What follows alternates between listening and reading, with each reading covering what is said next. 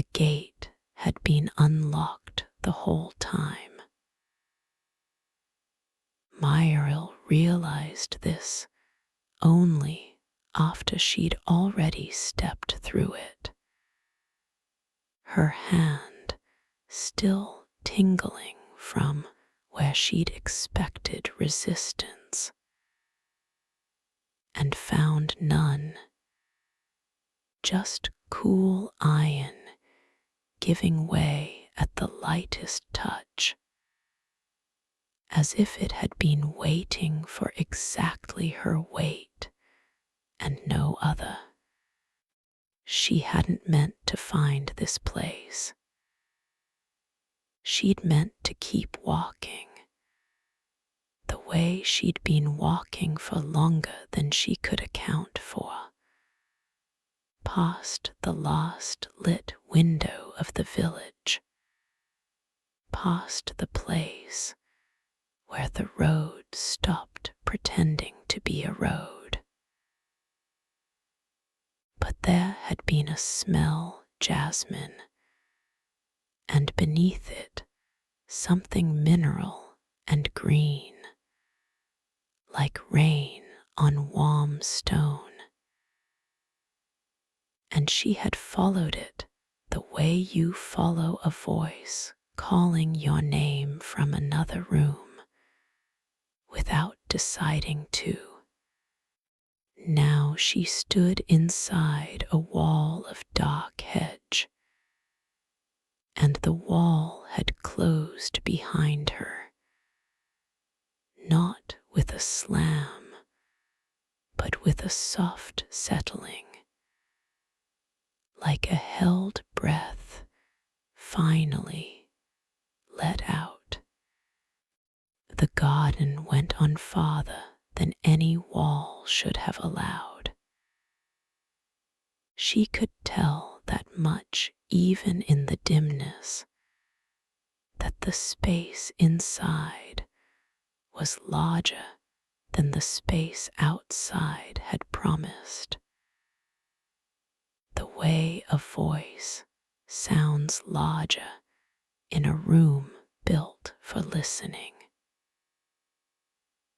Stone paths curved away from her in 3 directions, each one edged with low lanterns that were not yet lit, but seemed to be waiting for something. The way unstruck matches wait. She had come looking for nothing in particular. That was the truest way to say it. Not lost, exactly. She knew which direction the village lay, could have turned around and found her bed within the hour. But something in her had gone quiet and unfed for so long that when the smell of jasmine reached her, she had followed it not because she needed rest, but because she needed to be somewhere that didn't require her to explain herself. A sound reached her then, small and rhythmic, the clip of shears, unhurried, coming from somewhere to her left where the hedges grew thickest. She followed it without quite meaning to, her sandals silent on the moss-softened stone. The woman she found was kneeling before a rose bush that seemed, impossibly, to be blooming out of season, her hands moving with the patience of someone who had all the time that existed and no reason to hurry through any of it. She wore a shawl the color of the space between dusk and true dark, and her white hair was gathered loosely. A single sprig of rosemary tucked behind one ear like an afterthought that had become permanent. "You'll want the lanterns lit," the woman said, without turning around, "before you decide whether to stay or go." Muriel opened her mouth to apologize for trespassing, for interrupting, for existing in a garden that clearly belonged to someone else's careful hours. But the woman had already risen, brushing soil from her knees with the unbothered ease of someone who had been interrupted 1,000 times before and never once minded. "I'm sorry," Muriel managed. "I didn't see a sign. I didn't mean to." "Nobody means to find this garden," the woman said, and there was no reproach in it, only a kind of warm amusement, as though she were sharing a private joke that Muriel would understand eventually in her own time. That's rather the point of it. Signs are for places people are trying to leave. This is a place people arrive at instead. She studied Muriel for a moment, not with suspicion, but the way you might look at a plant to see what it needed: more water, or more shade, or simply more time. "You look tired in the particular way that sleep doesn't fix." Muriel felt something in her chest loosen at being seen so plainly, without judgment attached to the seeing. "I don't know how to explain it better than that," she admitted. "You don't have to explain it at all," the woman said. "I'm Odalise. I keep this garden, though keep isn't quite the right word. The garden mostly keeps itself. I mostly just make sure it isn't disturbed."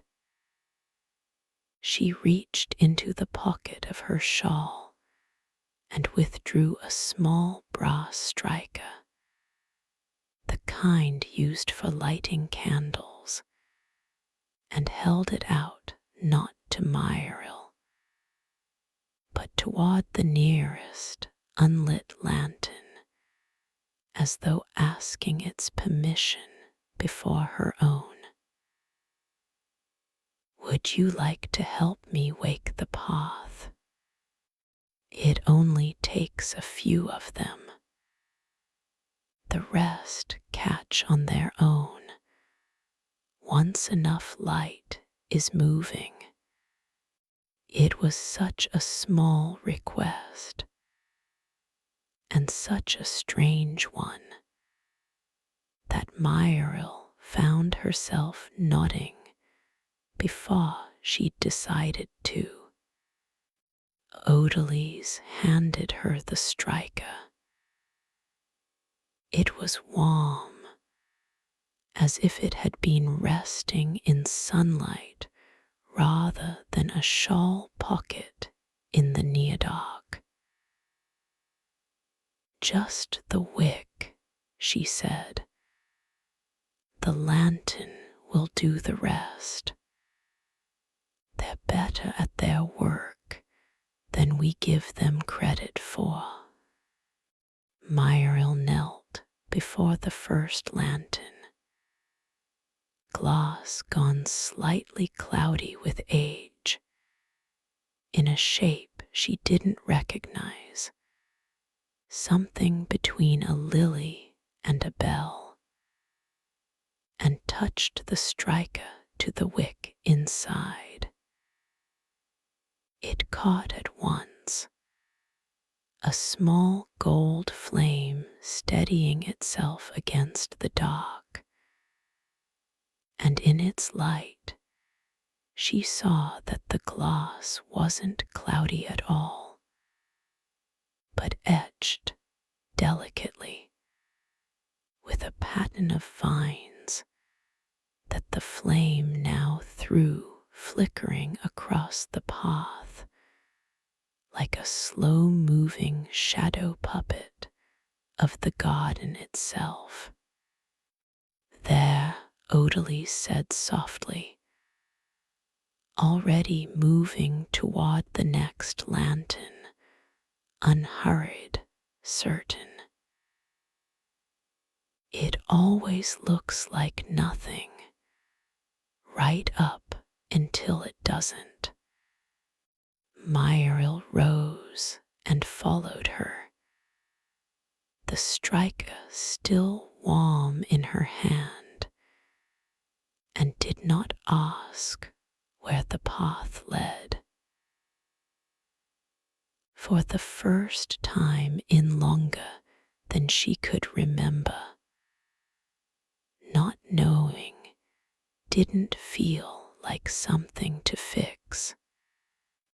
The second lantern caught more slowly than the first, its wick damp with old dew, and Odalise waited without impatience, watching the small flame gather itself the way you'd watch a kettle you trusted to boil eventually.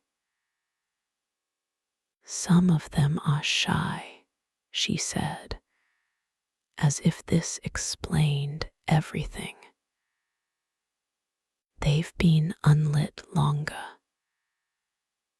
They need convincing.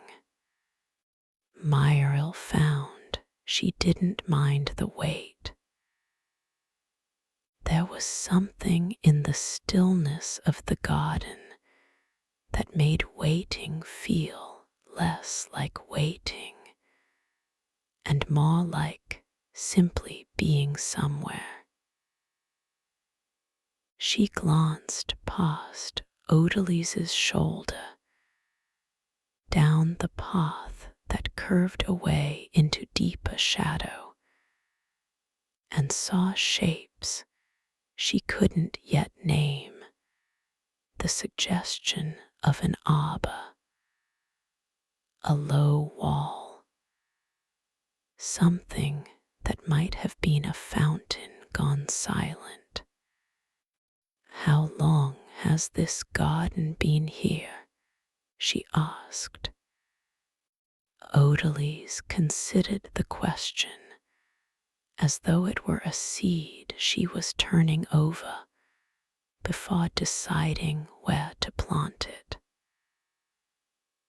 Longer than the wall around it, which is a strange thing to say about a garden with a wall around it, I know.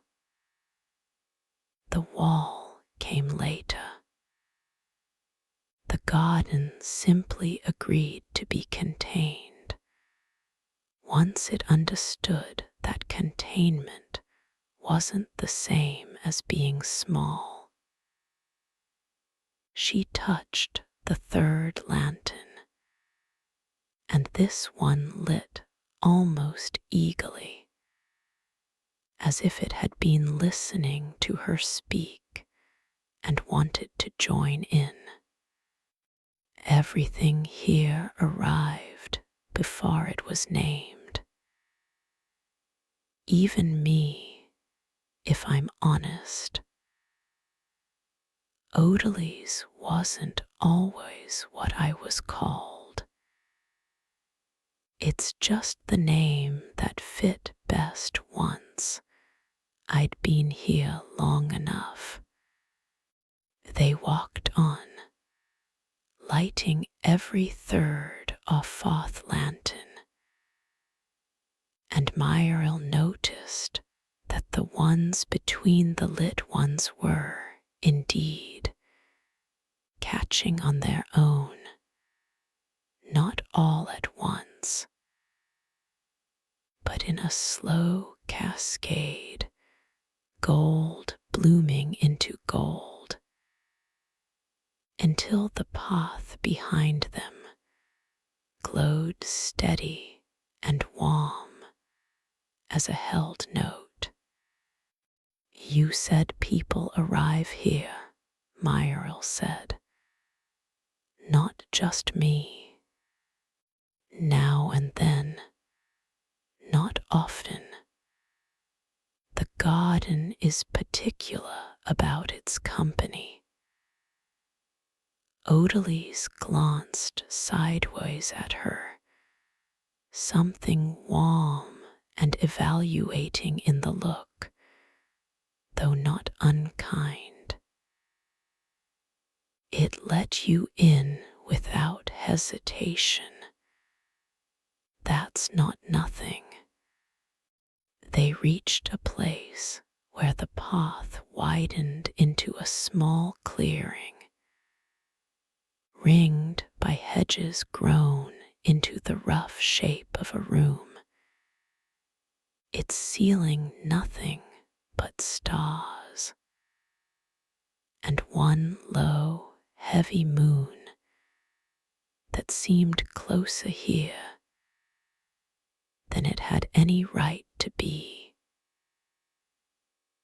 In the center stood a stone basin, dry, its surface carved with a spiral pattern worn, soft by time or weather or both.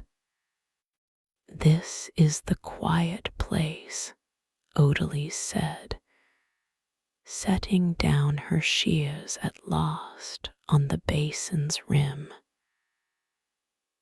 Some gardens have a heart. This one has this instead, a place that doesn't ask anything of you. You can sit if you'd like, or stand, or simply exist here for a while. The garden doesn't keep a schedule. Muriel lowered herself onto the edge of the basin, its stone still faintly warm from a sun long since set, and looked up at the moon through the hedge-ringed opening above. It felt, she thought, like being held without being touched. A strange, precise kind of comfort she hadn't known she was missing. You haven't asked why you're tired, Odalise said, settling herself nearby. Not too close, her hands folding in her lap with the same unhurried patience she brought to everything. In the particular way that sleep doesn't fix, I mean. Most people who find this garden are eventually curious about that, once they stop being polite. I don't know that I want to know, Myril admitted. I think I've been outrunning the answer for a while. Then we won't chase it tonight.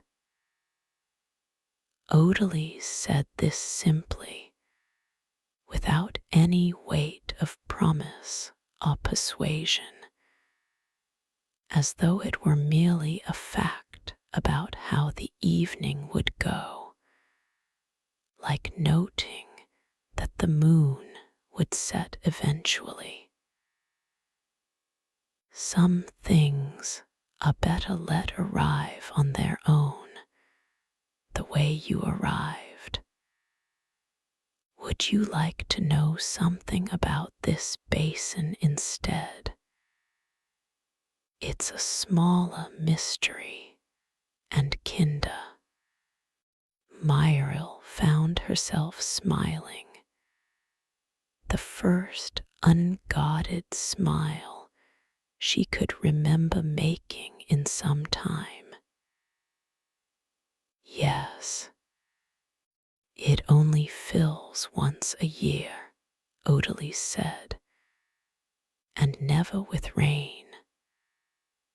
I've kept this garden a very long while, and I still don't know where the water comes from, only that it arrives sometime in the deepest part of winter, and by morning it's gone again, and something has always changed in the garden by the time it goes. A new bloom in a place that was bare, a path that wasn't there the season before. She traced the spiral carving with one finger, unhurried. I used to think it was a kind of test. Now I think it's simply the garden's way of exhaling. And is it close? To winter, I mean. Closer than you'd guess, walking in from wherever you walked in from. Odalise's eyes held a small, private amusement. Perhaps you'll still be here to see it fill. Perhaps not. The garden doesn't insist on witnesses. Above them, the moon shifted almost imperceptibly, and somewhere beyond the hedge walls, a night bird called once, softly, and was answered. Myril felt the last hard knot beneath her sternum, the one she'd been carrying so long she'd forgotten it had a shape, loosen by some small, unmeasurable degree. I don't want to go back to the road tonight, she said, surprising herself with how easily the words came. Then don't, Odalise said, as though this were the simplest thing in the world, which perhaps here it was. There's a room near the arbor that's been empty a long while. It won't mind the company. The room near the arbor turned out to be smaller than Myril expected, and warmer than any room had a right to be without a visible fire. Odalise led her there, along a side path she hadn't noticed before, one that seemed to unfold itself only once they were already walking it, as though the garden preferred to reveal its rooms one careful step at a time rather than all at once. "It doesn't have a door," Odalise said when they reached it, "only this." What she gestured to was a curtain of some heavy woven fabric, deep green shot through with threads of gold that caught the lantern light and held it, so that the whole curtain seemed to glow faintly from within. Muriel reached out and touched it, and found it warmer than fabric should be, as if it had been sitting in sunlight moments before rather than hanging in a garden at night. "The arbor keeps it warm," Odalise explained before Muriel could ask. "Roses like this one don't just bloom. They breathe a little. You'll feel it more once you're inside." Beyond the curtain was a single round room, walls made of the same living hedge that ringed the rest of the garden, though here it had been coaxed into a shape more deliberate. An alcove for a narrow bed, a low shelf holding nothing at all, a single window of thick, warped glass that looked out not onto the garden, but onto what seemed to be an orchard, pale blossoms visible even in the dark, as though lit from some source Muriel couldn't identify. "That window doesn't look where the room is," Muriel said, more curious than alarmed. "No," Odalise agreed, entirely unbothered by this. "It never has. I stopped asking why a long time ago. Some things in this garden simply prefer to show you somewhere else. I think it's meant kindly, a small gift, a second view, in case the first one isn't quite what you need that night."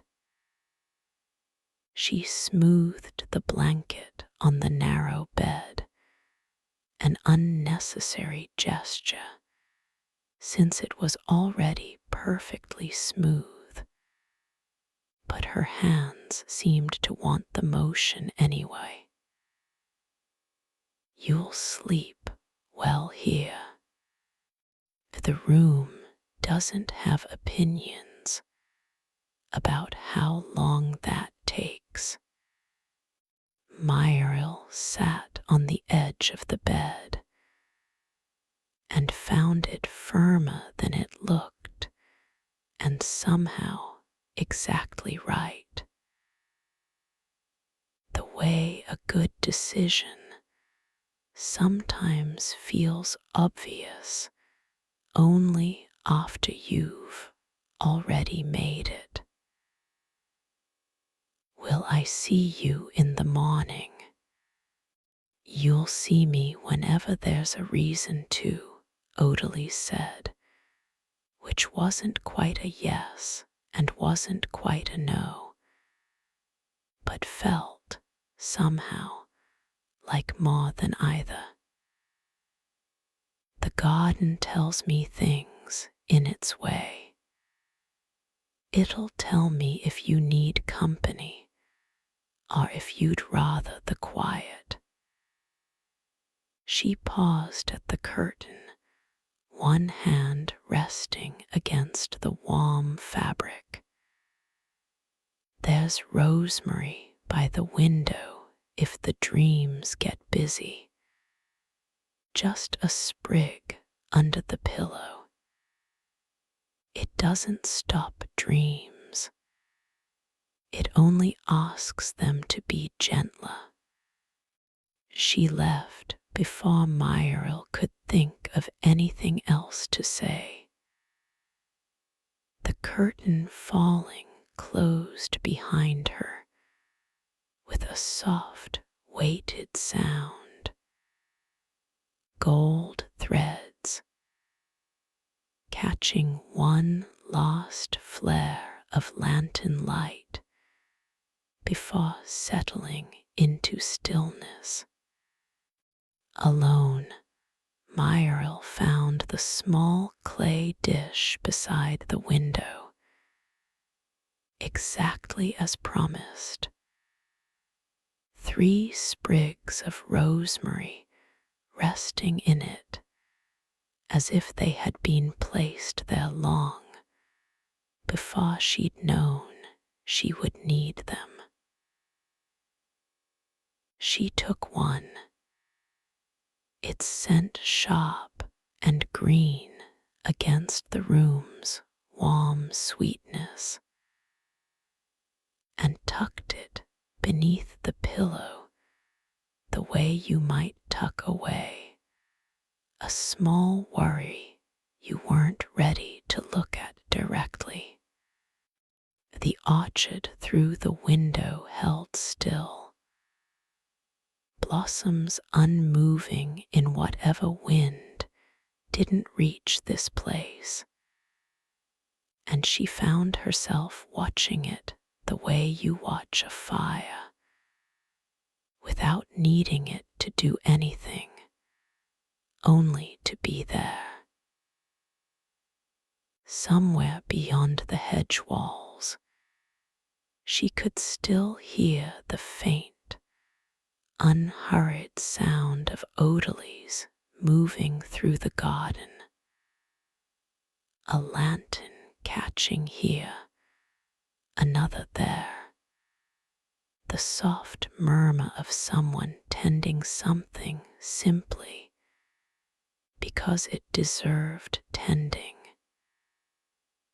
not because it demanded it. She lay back.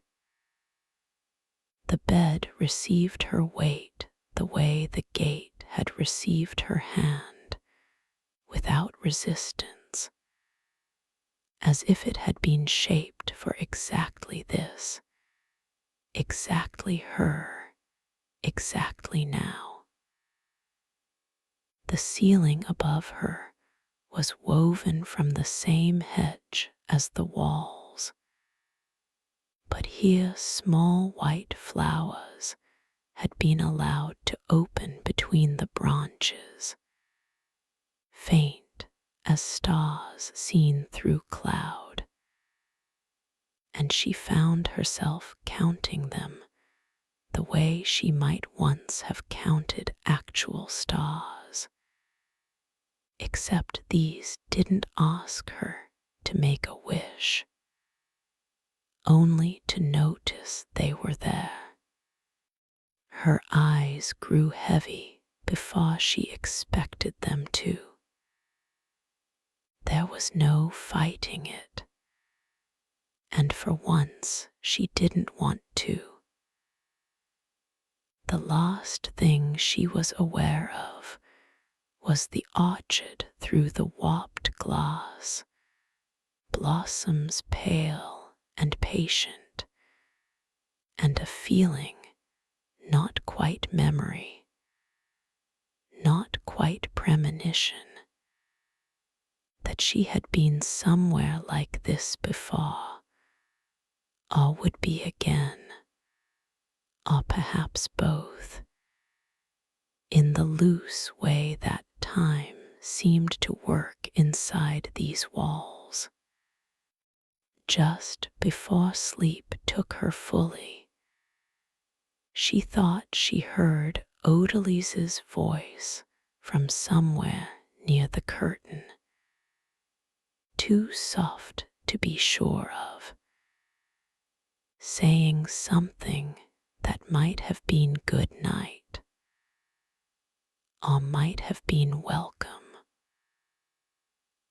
or might have simply been the sound the garden made when it was satisfied that someone had, at last, arrived.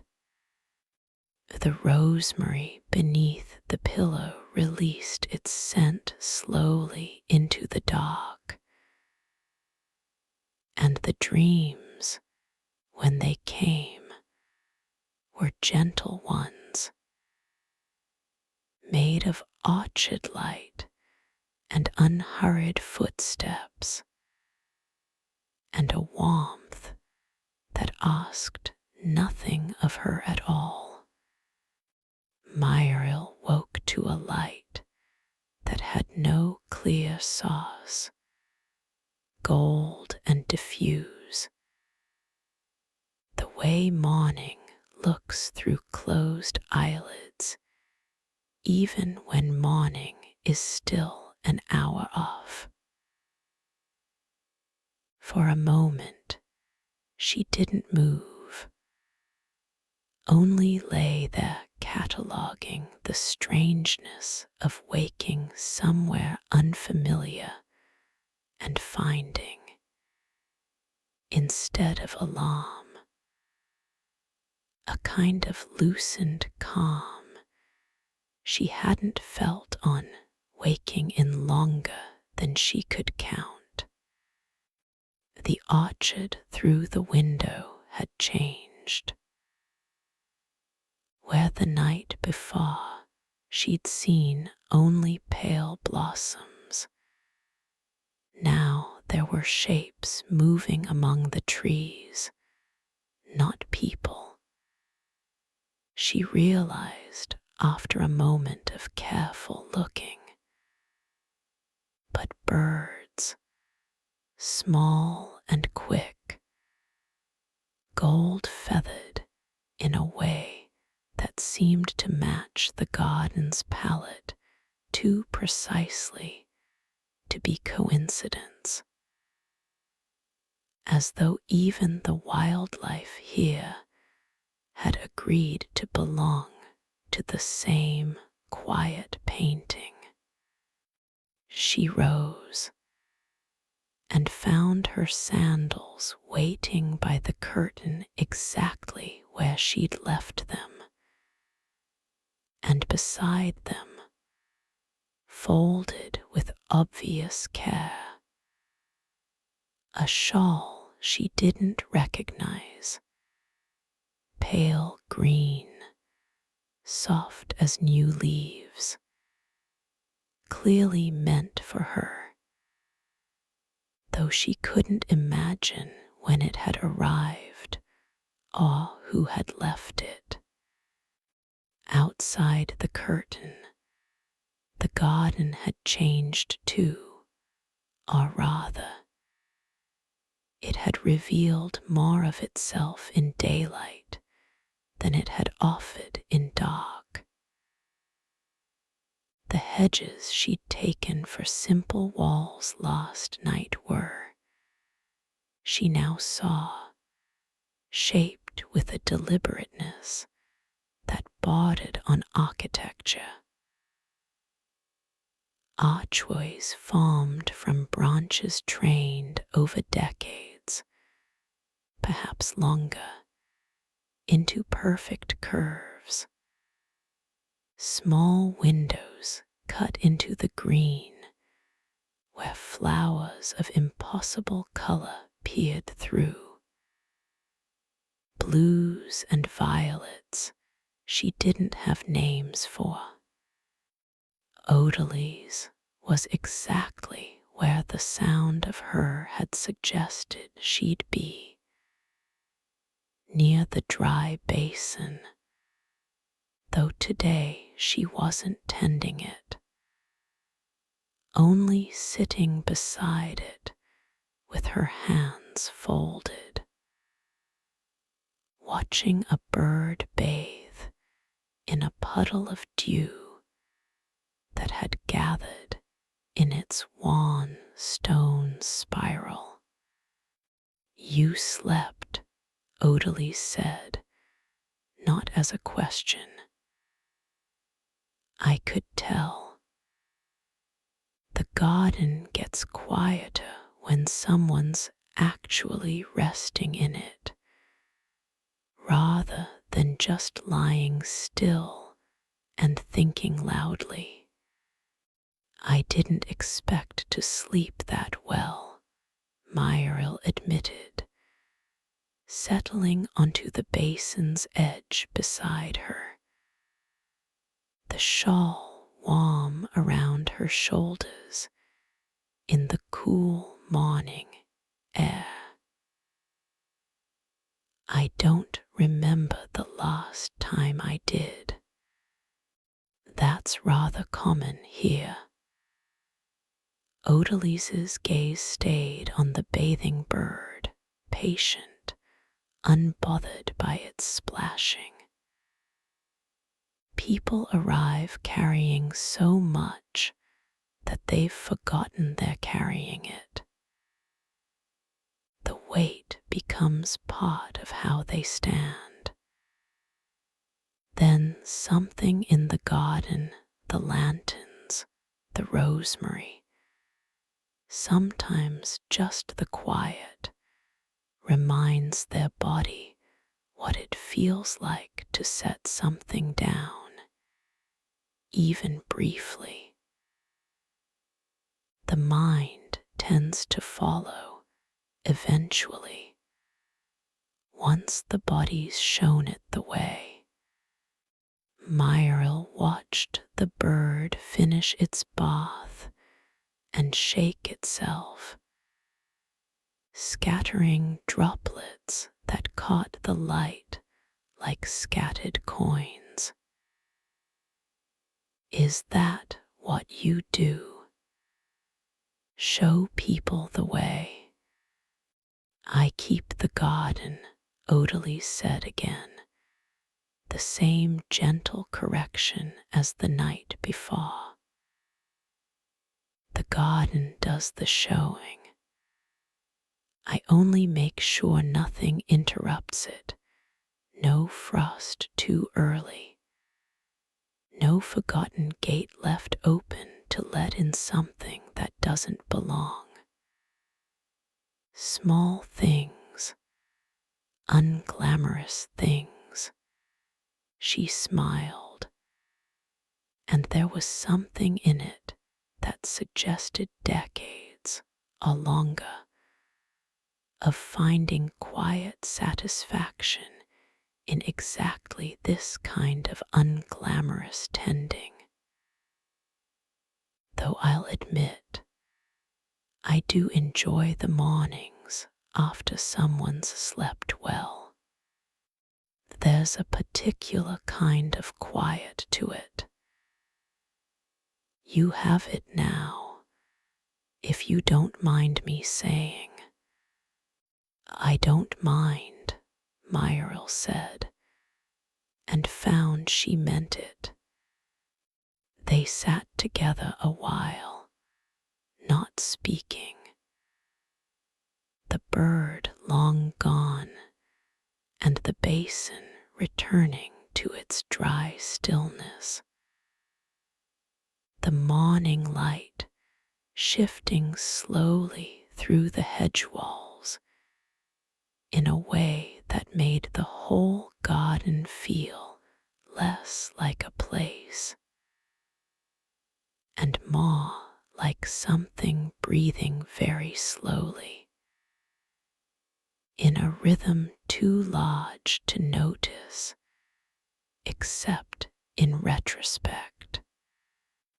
There's a part of the garden I haven't shown you, Odalise said eventually, rising with the unhurried ease that seemed to govern all her movements. It's a small thing, but I think you might like it, given how you slept. What is it? Come and see. I find explaining things in advance tends to spoil them a little, like reading the last page of a book before the first. Better to arrive and let the thing introduce itself. She held out a hand, not insistently, simply as an offer, the way she'd offered the striker the night before. It's not far, past the arbor, through the low arch with the blue flowers. You'll know it when you see it.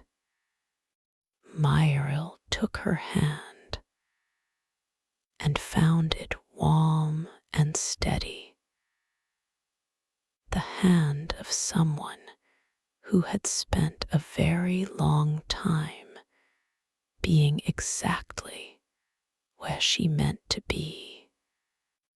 They walked together past the arbor, through the arch Odalise had described, its blue flowers releasing a scent like something between rain and citrus as they brushed past. And Myril felt, with each step, the last of the previous night's heaviness continuing its slow, patient dissolve. Not gone, not yet, but lighter than it had been, and lighter still than it had been on the road before she'd found the gate that had never really needed opening at all. What waited beyond the blue-flowered arch was a small clearing, unlike any other part of the garden Myril had seen so far, not because it was grander, but because it was quieter in a way that felt deliberate, as though the plants themselves had been asked to speak more softly here. At its center stood a single tree, low and wide-branched, its leaves a silver green that seemed to hold light rather than simply reflect it. From its branches hung dozens of small glass orbs, no larger than a fist, each one glowing faintly from within with a color entirely its own. One the deep blue of dusk, another the soft gold of candlelight, a third a pale rose that reminded Myril unexpectedly of the inside of a seashell. This is the memory tree, Odalise said, her voice dropping to something closer to reverence, though without any solemnity in it, more the tone you'd use for something you loved plainly and without complication. though that's not quite the right name either. It doesn't hold memories exactly. It holds the feeling of them, the shape a moment leaves behind once the details have softened. Myril reached toward the nearest orb, the pale rose one, and stopped just short of touching it. May I? Of course, they're not fragile in the way glass usually is. Go on. She closed her fingers around it gently, and warmth spread up through her palm immediately, followed by something harder to name. Not a memory exactly, not an image, but a feeling. The specific comfort of being small and safe, somewhere warm, half asleep, someone else's voice murmuring nearby without needing to be understood, only heard. It wasn't her memory. She was certain of that. And yet it felt entirely familiar, as though she'd borrowed someone else's contentment and found it fit her perfectly. Whose is it? She asked, releasing the orb gently, watching it swing and settle back among its silver-green branches. No one's in particular anymore. That's rather the point of the tree. Feelings like that one get left here eventually, once whoever felt them first doesn't need to hold onto them so tightly. The tree doesn't take anything. It only offers to keep what's been offered to it. Odalise touched the trunk lightly, the gesture of someone greeting an old friend. People who visit sometimes leave a little of their own here, without meaning to, and sometimes they take a little of what's already here, the way you just did. The tree doesn't seem to mind either direction. Could I leave something? Myril asked, surprising herself with the question. If you'd like, though there's no obligation in it. Some people visit a dozen times and never leave a thing. Others leave something the very first evening because they've been ready to set it down for a long while and simply needed a place that would receive it kindly. Odalise's eyes were warm, unhurried, entirely without expectation. Only you would know which kind you are. Myril stood beneath the tree's low branches, orbs glowing softly all around her in their private, unassuming colors, and thought, really thought, for the first time in longer than she wanted to admit. about the weight she'd been carrying on the road that led her here. Not the specific shape of it. Not yet. Only the fact of its heaviness and how long she'd been holding it as though setting it down were somehow a kind of failure. I don't think I'm ready to say what it is, she said quietly. But I think I might be ready to leave some of the weight of it, if that makes sense. It makes perfect sense, Odalise said. The tree's very good at taking weight without needing the whole story behind it.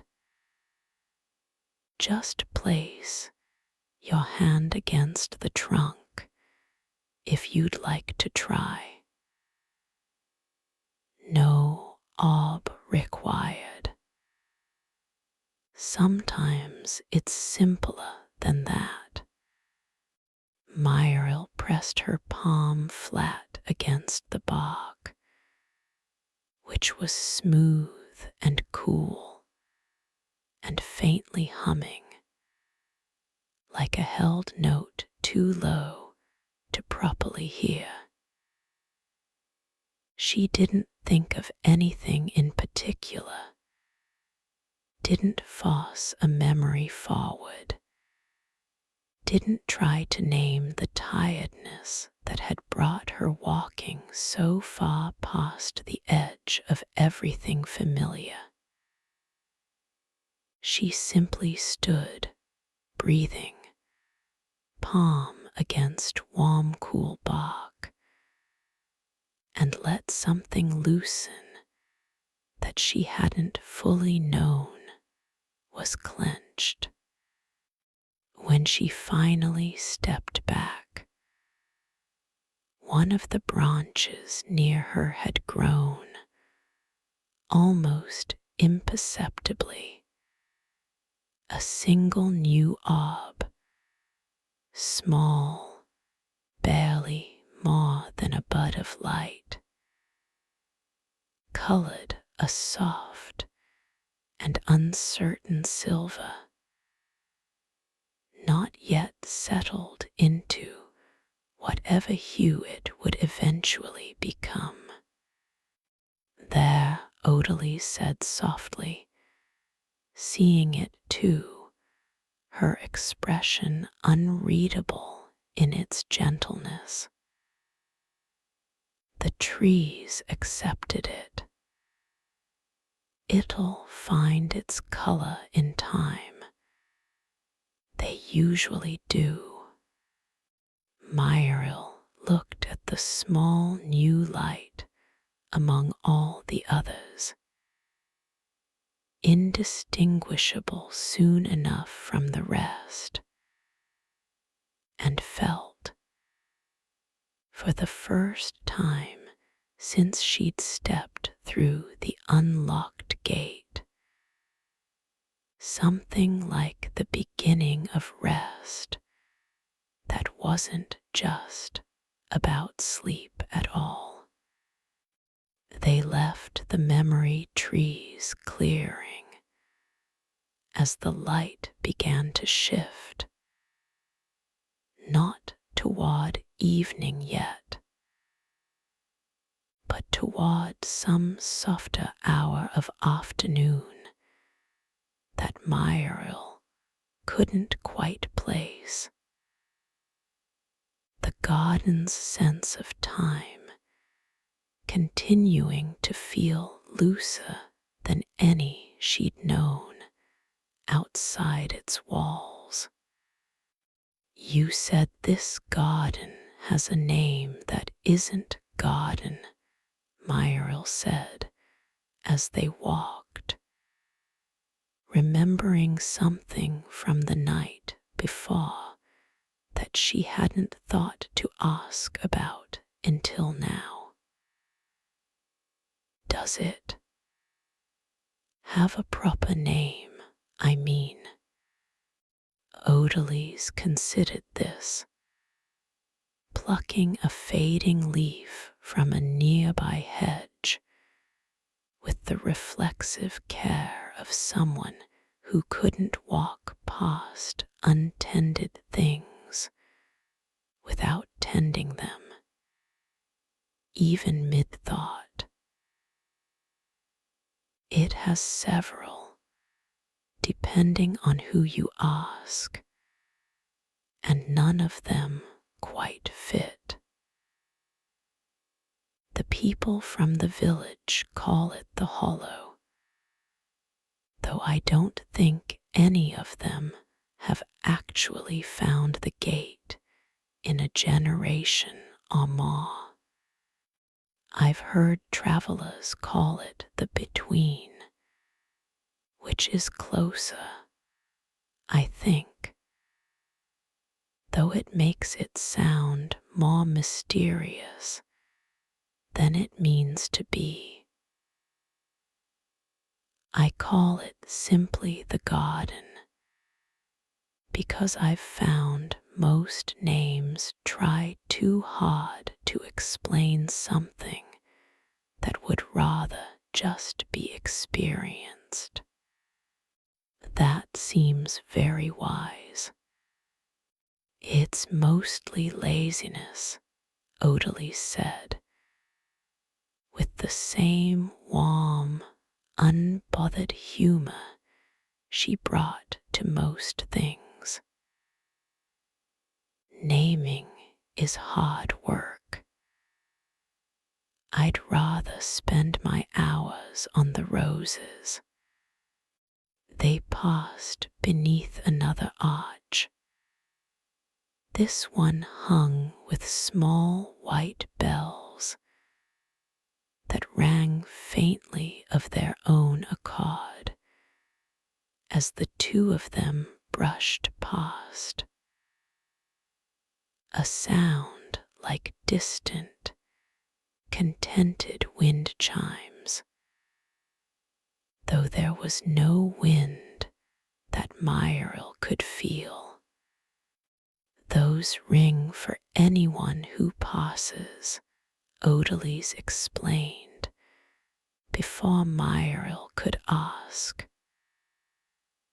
Not a warning, more of a greeting. The garden likes to acknowledge company in its way. Beyond the bell arch, the path opened onto a long, narrow pond.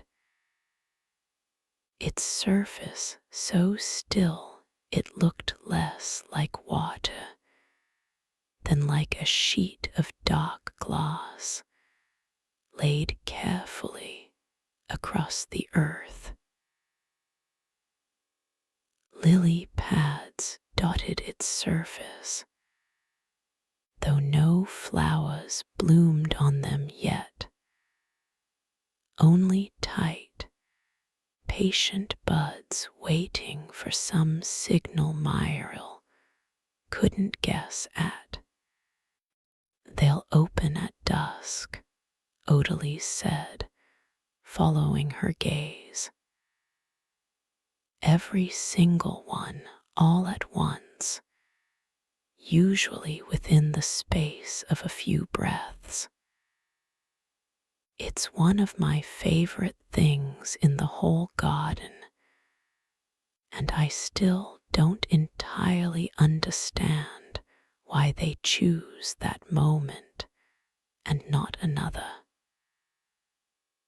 I've stopped trying to catch them mid-bloom. It happens too quickly to see properly, no matter how closely you watch. Best just to blink and let it surprise you. That seems like a strange thing for a keeper not to understand about her own garden. I think that's rather the secret of keeping anything well, Odalise said, settling onto a smooth stone bench beside the pond, patting the space next to her in invitation. You don't need to understand a thing completely to care for it properly.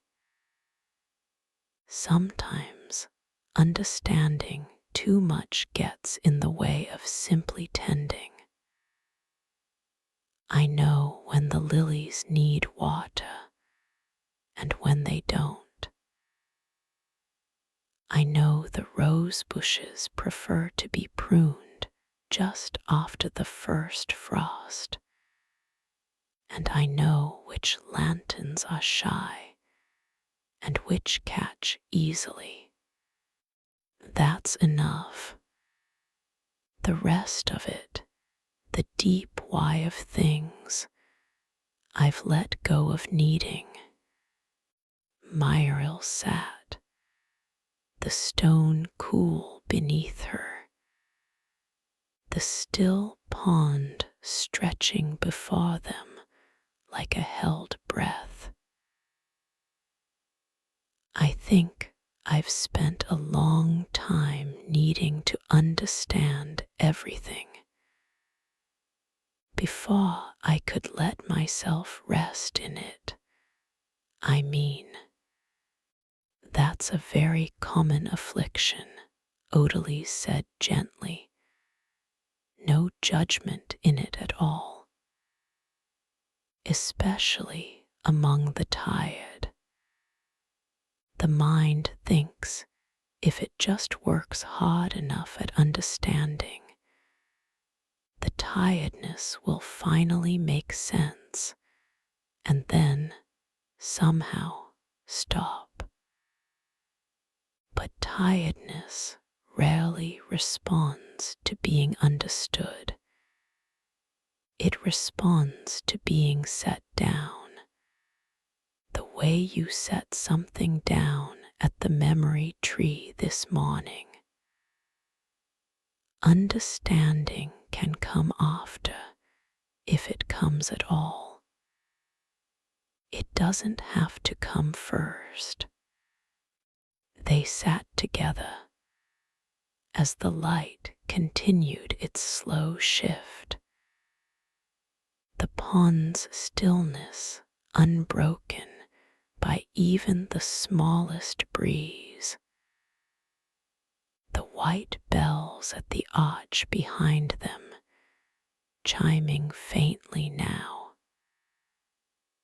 And then, as some small, unseen creature moved past, Myril found she didn't feel the need to fill the silence, and Odalise clearly felt no such need either. She simply sat, hands folded, watching the tight-budded lilies with the patient attention of someone who had watched this exact moment unfold 1,000 times before and had never once grown tired of it. Will you stay and watch them open? Myril asked eventually. The lilies, I mean, at dusk. I usually do. Odalise glanced at her, something warm and inviting in the look. Would you like to stay with me for it? I find it's better witnessed with company, though the gardens never complained about my watching alone all these years. There's just something in sharing a small wonder that makes it feel a little larger. "I'd like that very much," Myril said, and settled more comfortably against the stone, watching the still water, waiting with a patience that felt, for once, entirely unforced,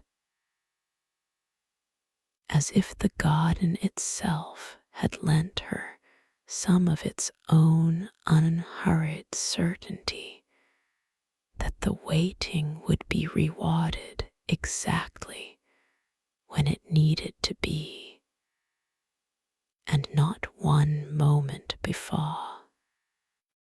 The light continued its slow fold toward dusk, and Myril found herself unexpectedly content simply to sit and wait, something she couldn't recall doing without restlessness in longer than she could measure. Odalise hummed very softly, a tune with no clear beginning or end, the kind of melody that seemed to exist only for the moment it was being sung, and not a second longer. "Tell me something about yourself," Myril said, surprising herself with the boldness of the request. "If you don't mind.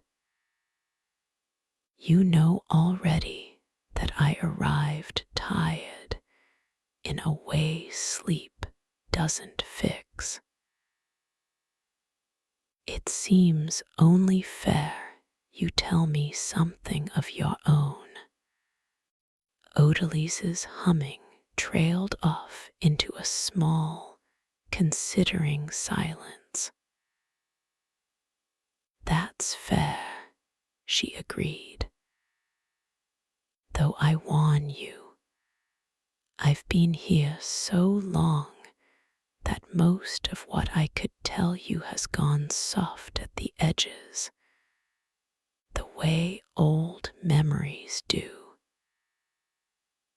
I remember more about the garden than I remember about myself before it.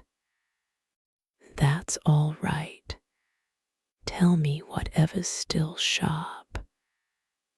"There's a gesture I make," Odalise said slowly, turning her hands over in her lap, palms up, then down, then up again. An idle motion Myril hadn't consciously noticed until it was named. "Before I light the first lantern each evening, I do this.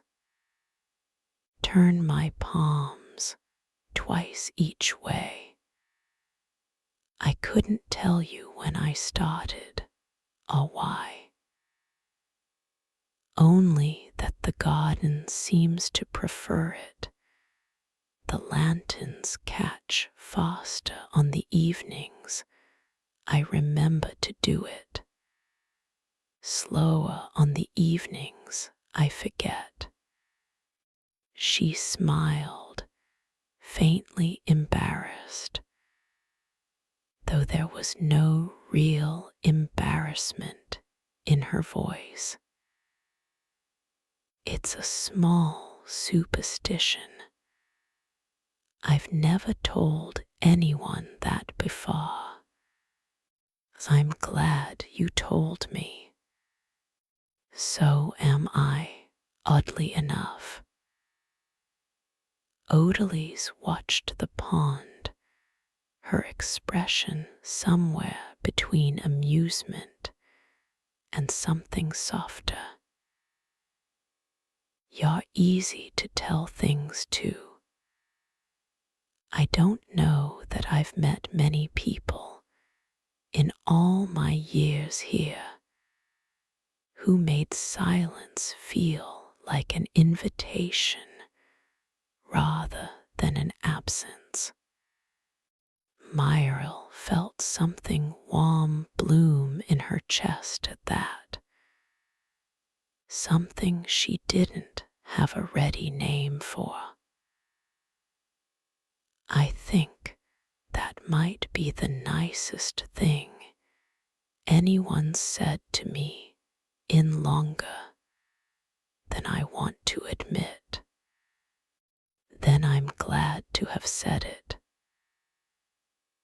Odalise turned her palms once more, twice each way, unconsciously, and Myril found she was smiling at the small ritual now that she knew its private meaning. Ask me something else, if you like. I find I don't mind the asking, so long as it's you doing it. How did you come to keep this garden?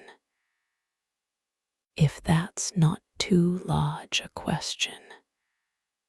It's large, Odalise agreed, but not too large. I came here the way you did, I think, tired, though I've long since forgotten exactly what kind of tired. I stayed a night, as you're staying.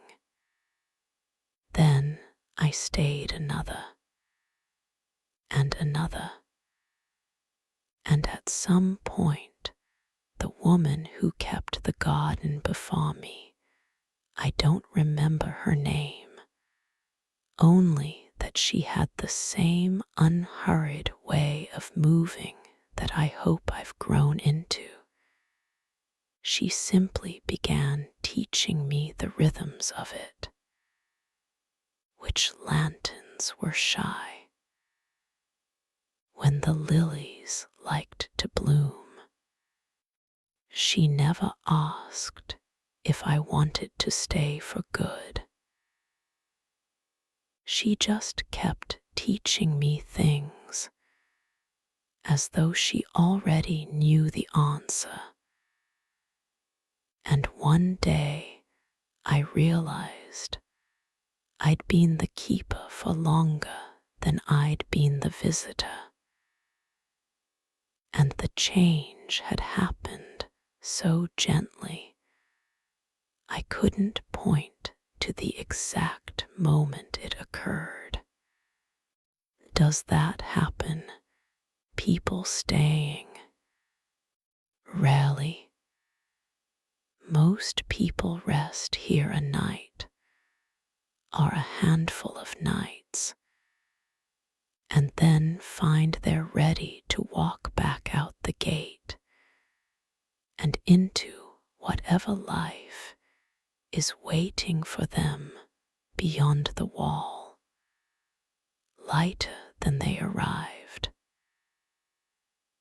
That's the garden doing exactly what it's meant to do. Staying isn't better than leaving. It's just a different kind of answer for the very few who find they belong here rather than merely needing to pass through. Myril considered this, watching the still closed lily buds, feeling the truth of it settle into her without quite knowing yet which kind of answer she might be. I don't know which I'll be. You don't need to know yet, Odalise said gently. The garden's patient about that particular question. It doesn't rush anyone toward deciding. The light had grown thin and gold now, the kind of late afternoon color that seems to hold the whole day's warmth in reserve before releasing it into evening. Somewhere beyond the pond, a bird called out in 3 descending notes and was answered by another, closer, in the same pattern, as if passing along some small piece of news about the coming dusk.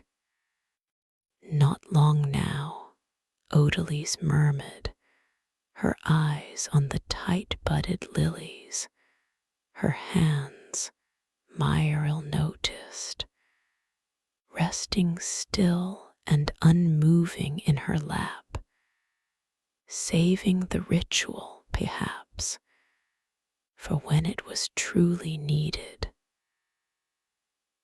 Watch the water, not the flowers. You'll catch more of it that way. I've learned that much, at least, in all my years of watching.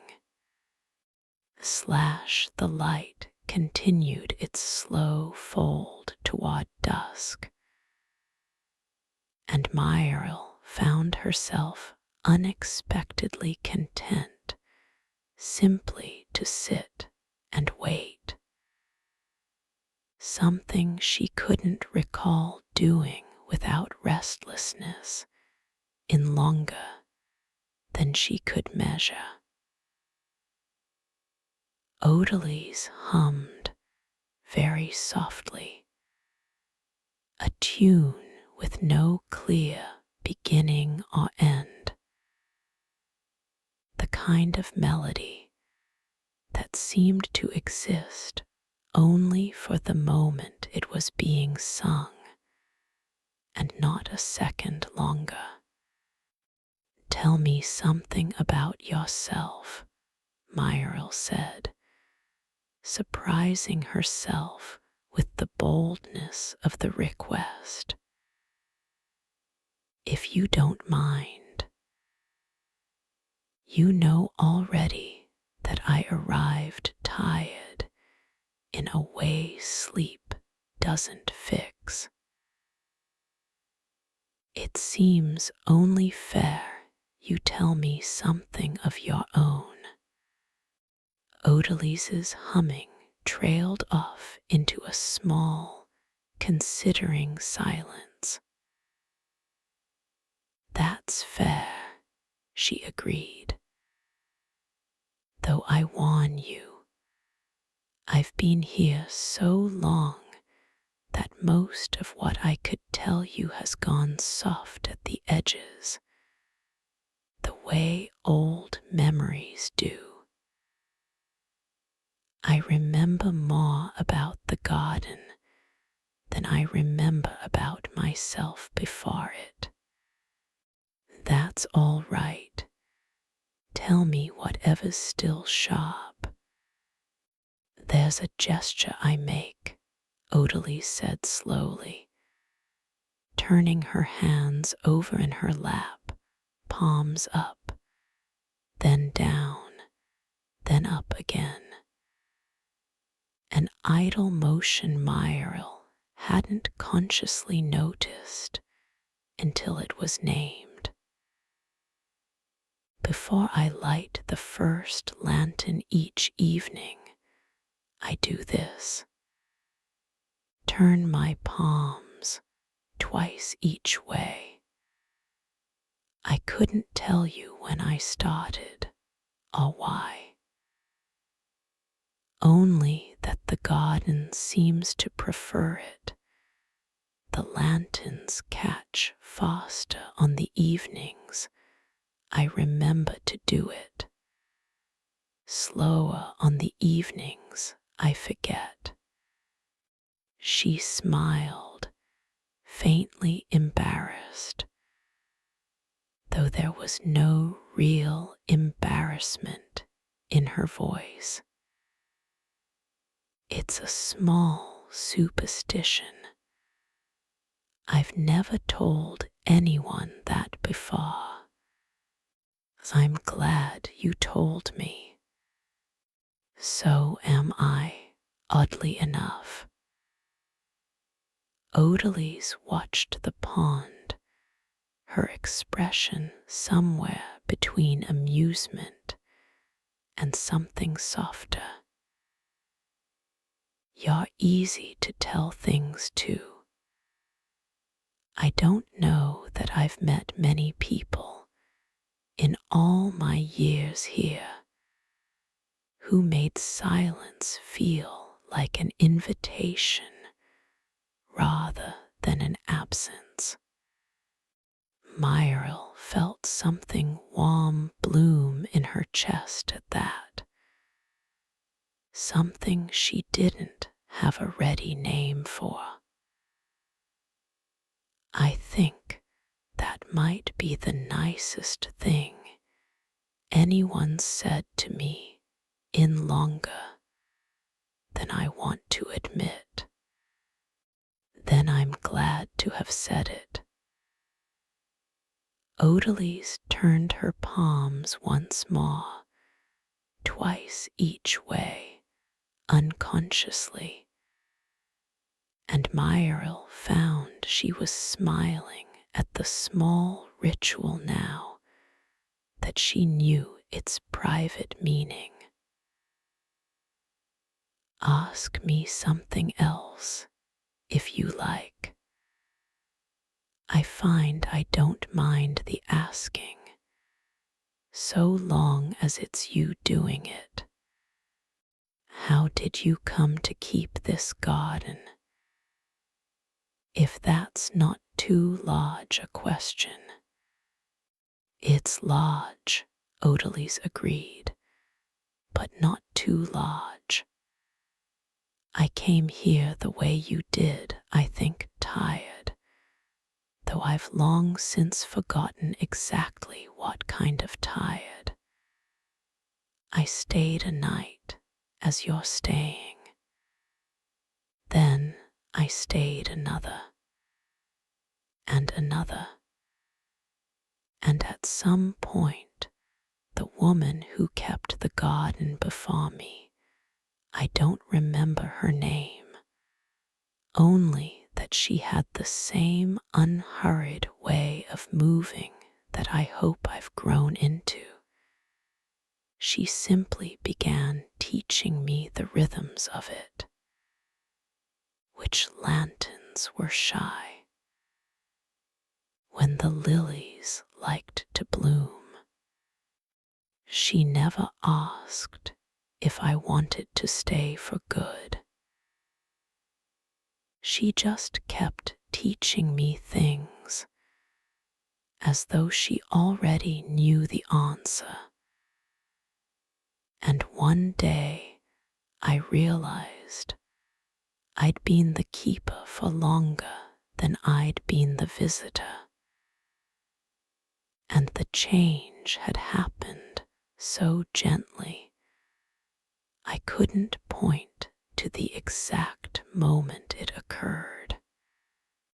Does that happen? People staying? Rarely. Most people rest here a night, or a handful of nights, and then find they're ready to walk back out the gate and into whatever life is waiting for them beyond the wall, lighter than they arrived. That's the garden doing exactly what it's meant to do. Staying isn't better than leaving. It's just a different kind of answer for the very few who find they belong here rather than merely needing to pass through. Myril considered this, watching the still closed lily buds, feeling the truth of it settle into her without quite knowing yet which kind of answer she might be. I don't know which I'll be. You don't need to know yet, Odalise said gently. The garden's patient about that particular question. It doesn't rush anyone toward deciding. The light had grown thin and gold now, the kind of late afternoon color that seems to hold the whole day's warmth in reserve before releasing it into evening.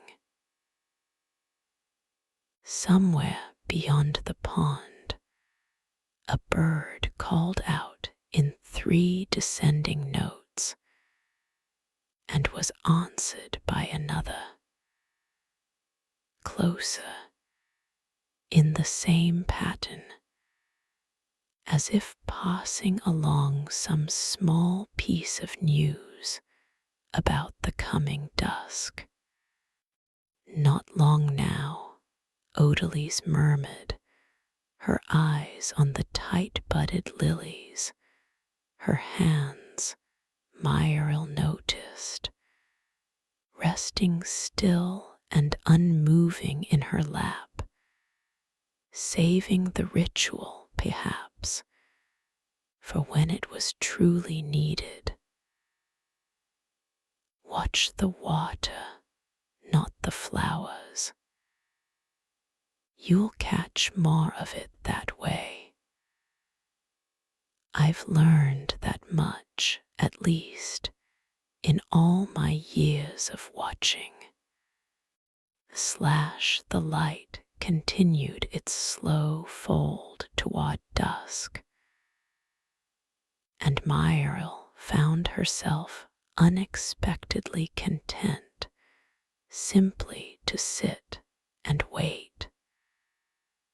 Something she couldn't recall doing without restlessness in longer than she could measure.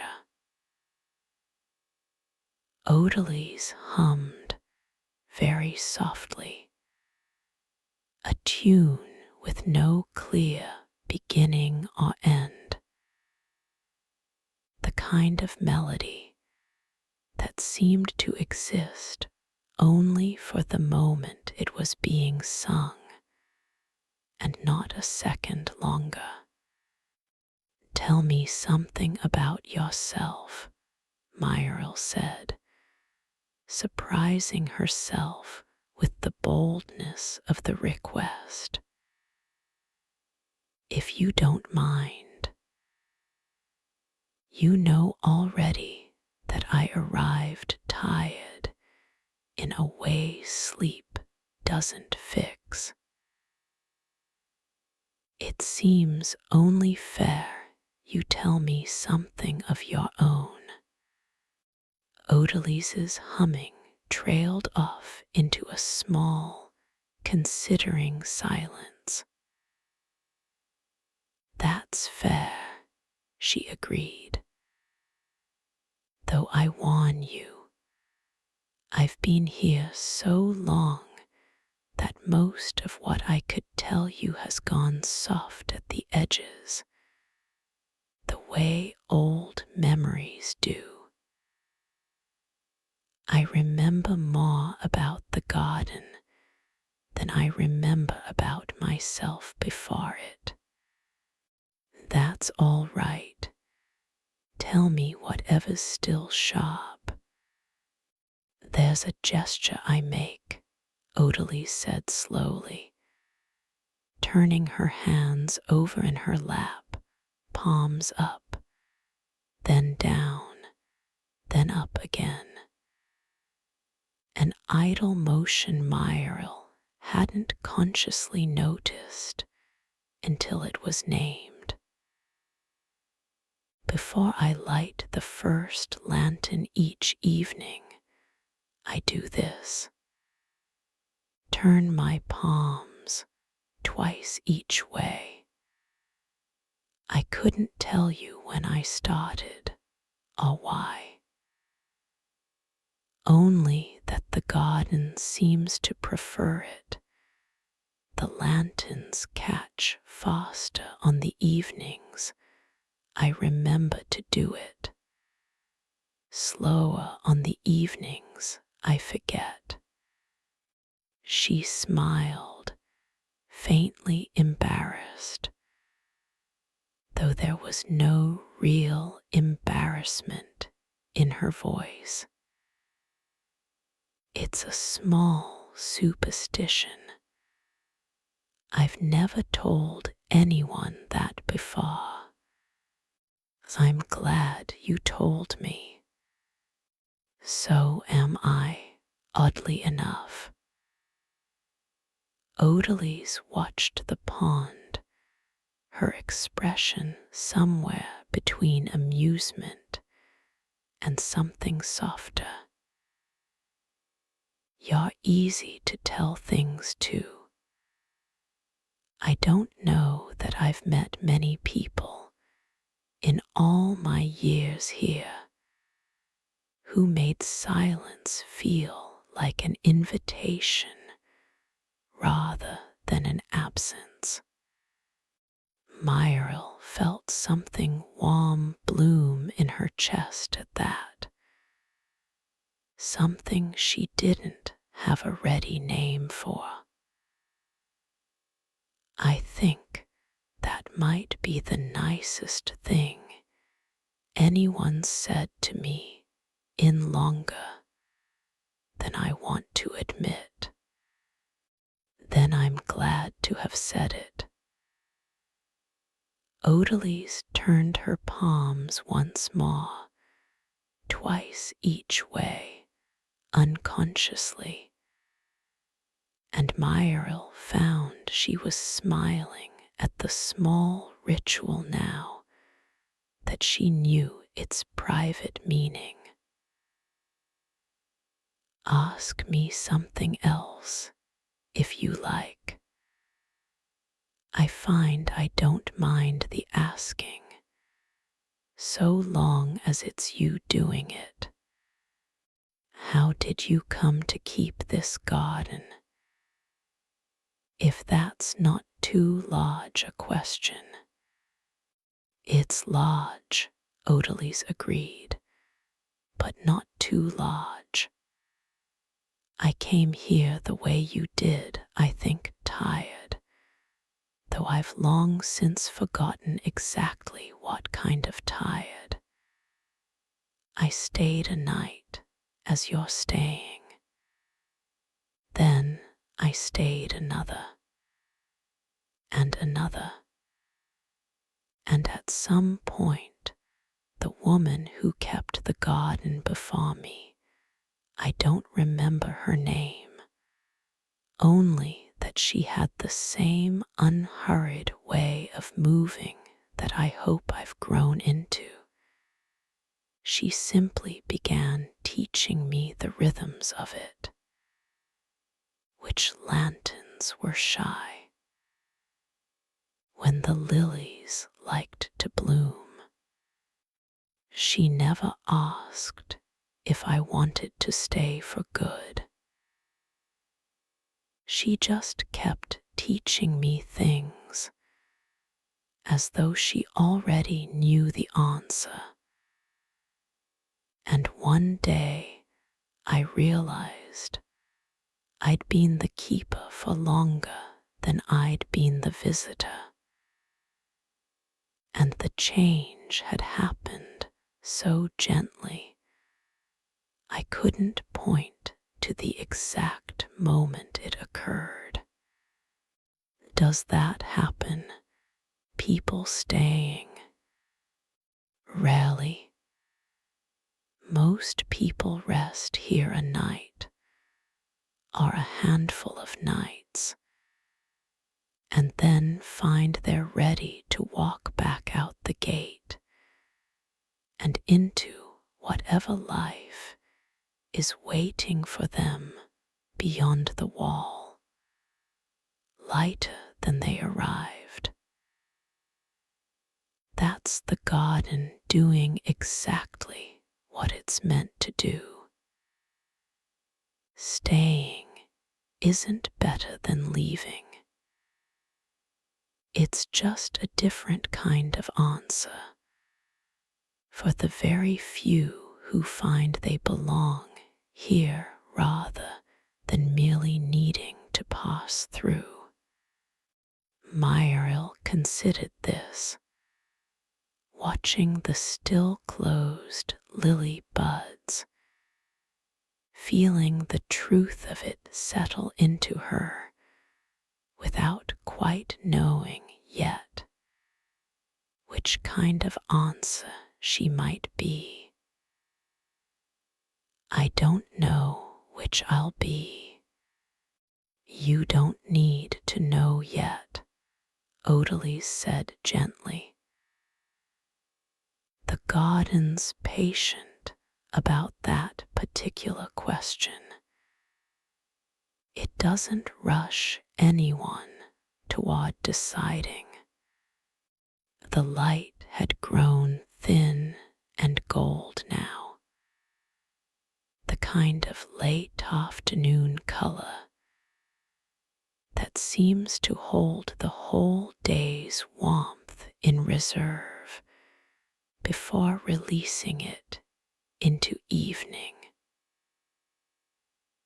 Somewhere beyond the pond, a bird called out in 3 descending notes and was answered by another, closer, in the same pattern, as if passing along some small piece of news about the coming dusk. Not long now, Odalise murmured, her eyes on the tight-budded lilies, her hands, Myrill noticed, resting still and unmoving in her lap, saving the ritual, perhaps, for when it was truly needed. Watch the water, not the flowers. You'll catch more of it that way. I've learned that much, at least, in all my years of watching. Not long now, Odalise murmured, her eyes on the tight-budded lilies, her hands resting still in her lap, saving the ritual perhaps for when it was truly needed. Watch the water, not the flowers. You'll catch more of it that way. I've learned that much, at least, in all my years of watching. The dusk came the way Odalise had promised, all at once, and yet so gently that Myrill almost missed the moment it happened. One breath the pond was dark glass under a sky still holding its last gold light the next. Every lily on its surface had opened, pale and soft, releasing a scent like crushed green stems, and something sweeter beneath. And the whole pond seemed, for just a moment, to glow faintly from within, echoing the lost color draining from the sky above. There, Odalise said softly, satisfaction warm in her voice, though she didn't move. didn't reach for the water or the flowers, only watched with the same unhurried reverence Myrill imagined she brought to every evening she'd witnessed this. Every time, and every time I forget how quickly it happens, Myrill found she'd been holding her breath without noticing, and let it out slowly, watching the newly opened blooms settle into their full shape, petals catching the very last of the light like small cupped hands. It's beautiful. It is, Odalise agreed, though I think what I love most isn't the flowers themselves. It's that they trust the dark enough to open into it. Most flowers close at dusk, protecting themselves from the night. These do the opposite. They've decided the dark is safe enough to be vulnerable in. She glanced sideways at Myrill, something quietly meaningful in the look, though she didn't press the comparison any further than that. They sat a while longer as true evening settled in. The lanterns along the paths behind them beginning to catch of their own, a card now that enough dusk had gathered to wake them. Small distant points of gold blooming one after another, like a slower echo of the lilies. The white bells at the arch rang faintly again, and this time Myrill recognized the sound for what it was, not just a greeting for visitors, but perhaps a small greeting for the evening itself. I should think about what comes next, Myrill said eventually, though there was none of the old urgency in the thought, only a quiet, practical acknowledgement. Not tonight, but eventually.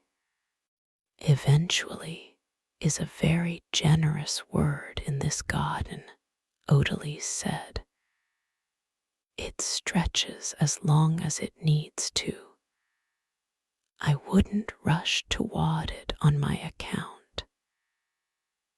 She rose from the stone bench with her usual unhurried ease, extending a hand to help Myrill up as well, though Myrill suspected the gesture was more comfort than necessity. Come, I want to show you one more thing before full dark settles in. It won't take long, and I think, given the day you've had, you'll like it. They walked back past the bell arch, the white chimes ringing softly at their passing, and along a path Myrill hadn't yet traveled, one that curved gently upward.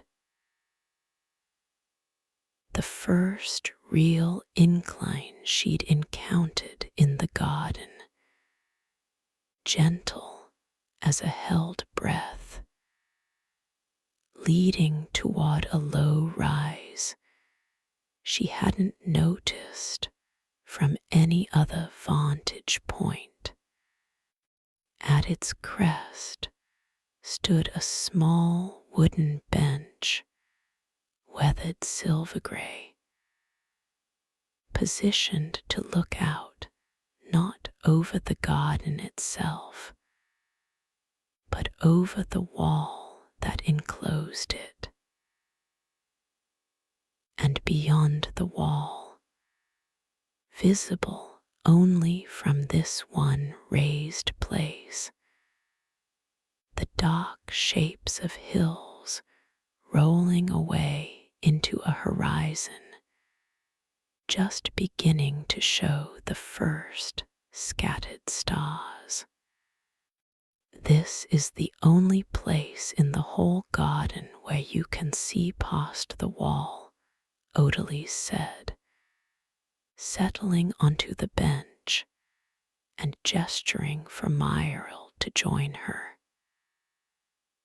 I come here sometimes in the evenings just to remember that the rest of the world is still out there, going on without needing my attention.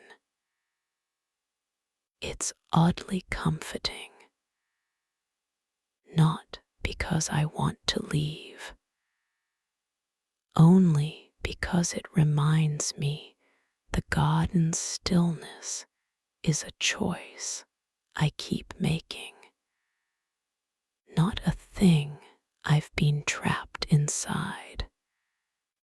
Myril sat beside her, looking out at the darkening hills, the first stars scattering themselves with unhurried patience across a sky that seemed, from here, wider than it had any right to be.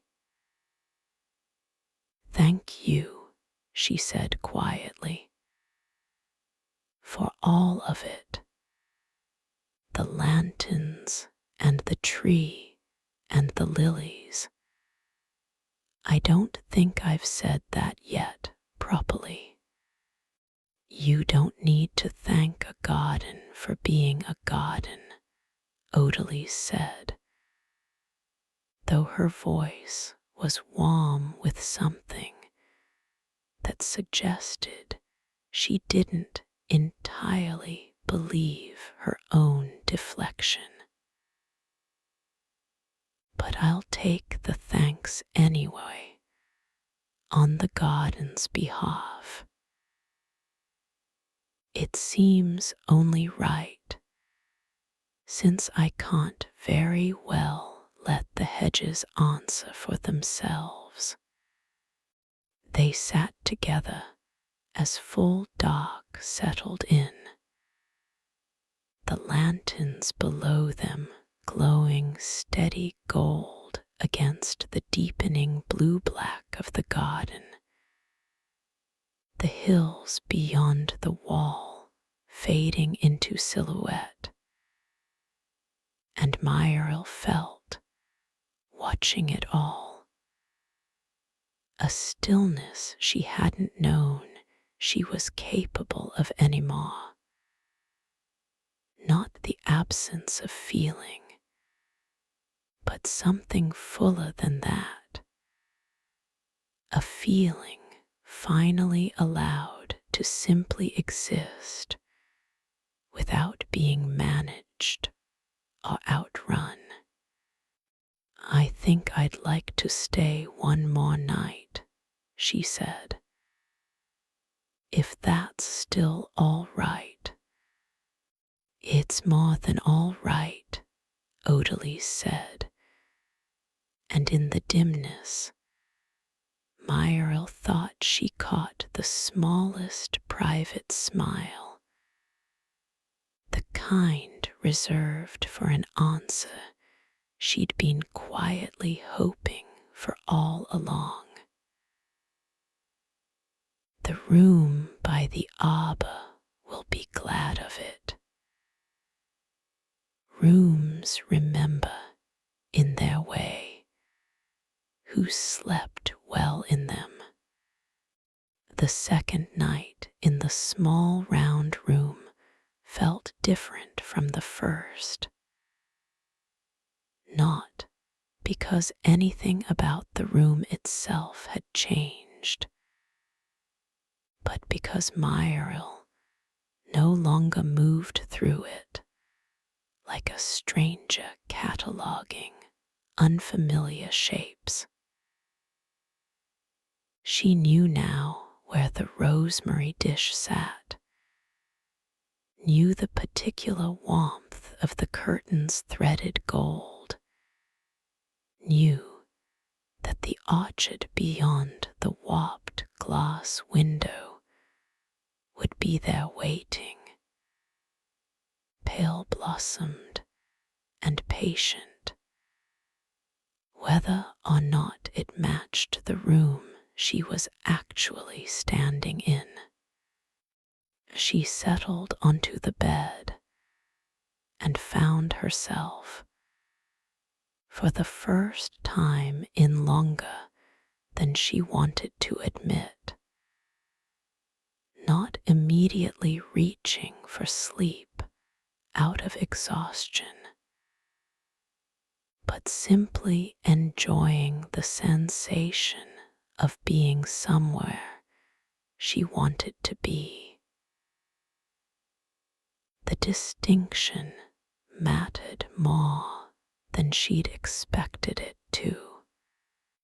A soft sound at the curtain made her look up, not Odalis's usual unhurried footstep, but something lighter, quicker. When the curtain parted, it wasn't Odalis's at all, but a small creature she hadn't yet encountered in the garden. A fox, russet-coated but strange, its fur shot through with faint threads of the same gold that ran through the curtain itself, as though it had been woven from the same warm cloth as the room. "Oh," Myril said, startled into stillness. "Hello." The fox regarded her with an attention that felt almost too deliberate for an animal, tilting its head, ears swiveling forward, before padding into the room with the unhurried confidence of something that had done this many times before, and saw no reason to rush now. "That's only Ember," came Odalis's voice from beyond the curtain, followed a moment later by Odalis's herself, amusement evident in her expression as she took in the scene.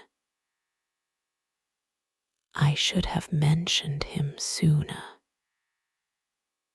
He has a habit of introducing himself to new guests once he decides they're worth the trouble."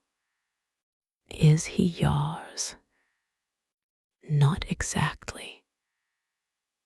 He belongs to the garden the same way I do, I suppose, though he came to that belonging in a different way than I did. He was here before me, if the old keeper's stories were true, though I've never quite worked out how old that would make him." Odalise settled onto the small stool near the window, watching with clear fondness as Ember circled once at the foot of the bed before curling into a neat russet shape, tail wrapped over his nose. He decides who he likes. It's not something I can influence, much as I've tried on behalf of guests I was fond of. He seems to have decided rather quickly about you. Myril reached out slowly, and Ember lifted his head just enough to permit the touch. His fur warmer than she expected, the gold threads within it faintly luminous even in the room's low light. He's beautiful. He's a menace to the vegetable beds, and a great comfort on difficult nights, in roughly equal measure, Odalise said, though the fondness in her tone made it clear which quality she valued more. If he stays with you tonight, take it as a compliment. He's choosy about where he sleeps. Ember, as if in response to being discussed, gave a small huffing sigh and resettled himself more firmly against Myril's side, radiating a warmth that seemed to sink pleasantly into her bones. I think I'm being told to let you sleep, Odalise said, rising from the stool with her usual unhurried grace. Ember has that effect on conversations. He decides when they're finished. Will I see you both tomorrow? You'll see whoever the garden thinks you need, Odalise said, which had become, Myril realized, something like her standard answer to that particular question. Not evasive, exactly, but trusting of something larger than either of them to sort out the details. Sleep well, both of you. She left, and the curtain fell closed behind her, with its familiar, soft weight, gold threads, catching one last glimmer before the room settled into stillness. Myril lay back carefully, mindful of Ember's warm weight against her side, and found herself watching the ceiling's small white flowers again, faint as distant stars between the woven branches. I don't suppose you'd tell me anything about this place if you could talk, Myril murmured to the small warm weight curled against her side, more to herself than in any real expectation of an answer. Ember huffed once softly and burrowed his nose deeper beneath his own tail, offering nothing but the steady rise and fall of his breathing, which was, Myril found, answer enough.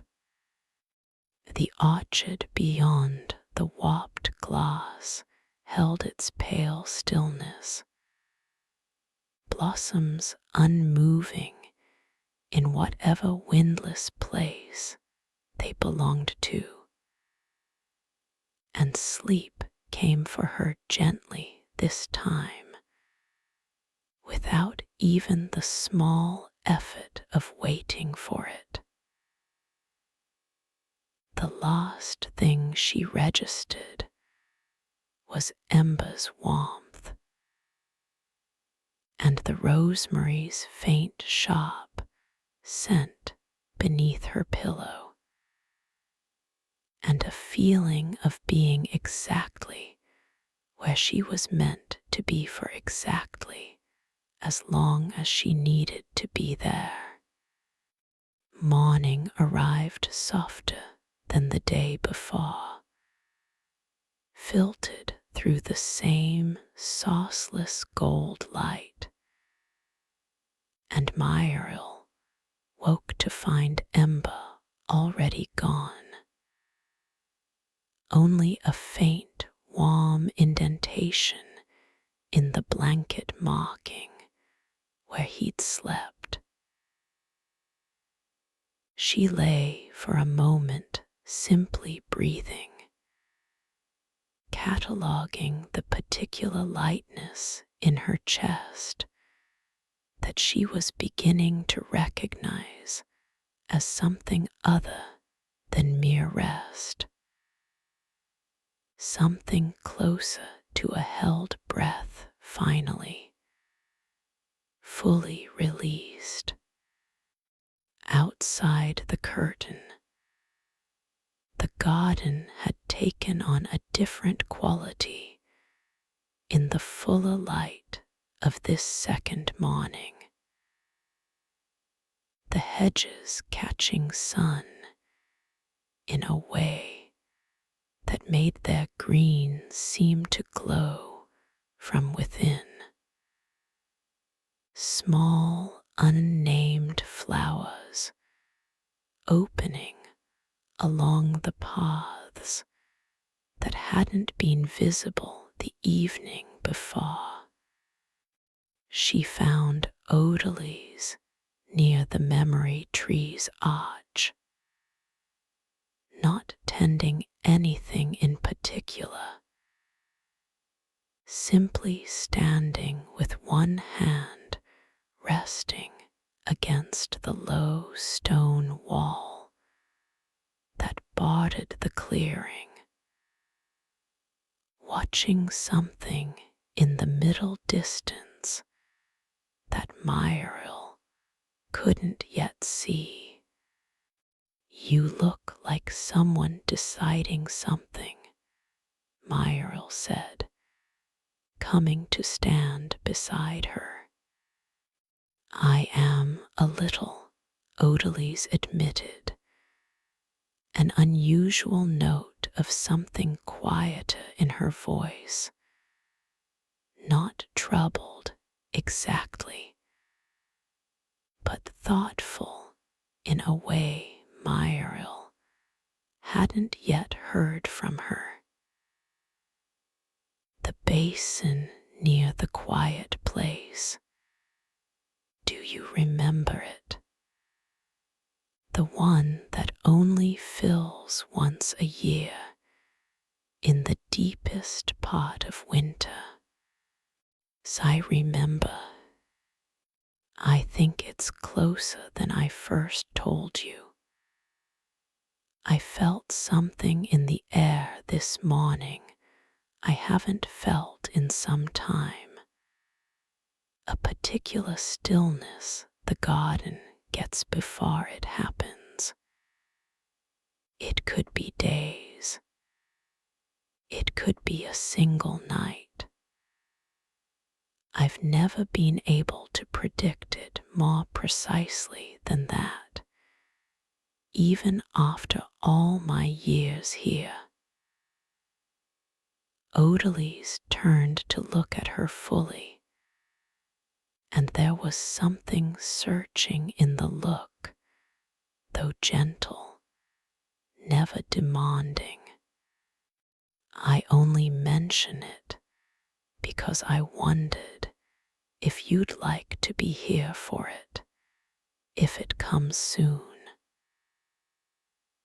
You don't have to decide anything about staying longer than that. I only thought you might like to see it, given how the tree took to you yesterday.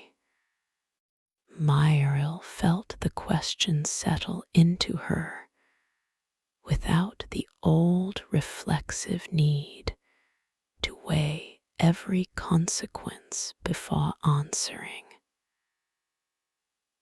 I'd like to see it, if I can. Then perhaps the garden will oblige us both. Odalise's expression eased into something warmer,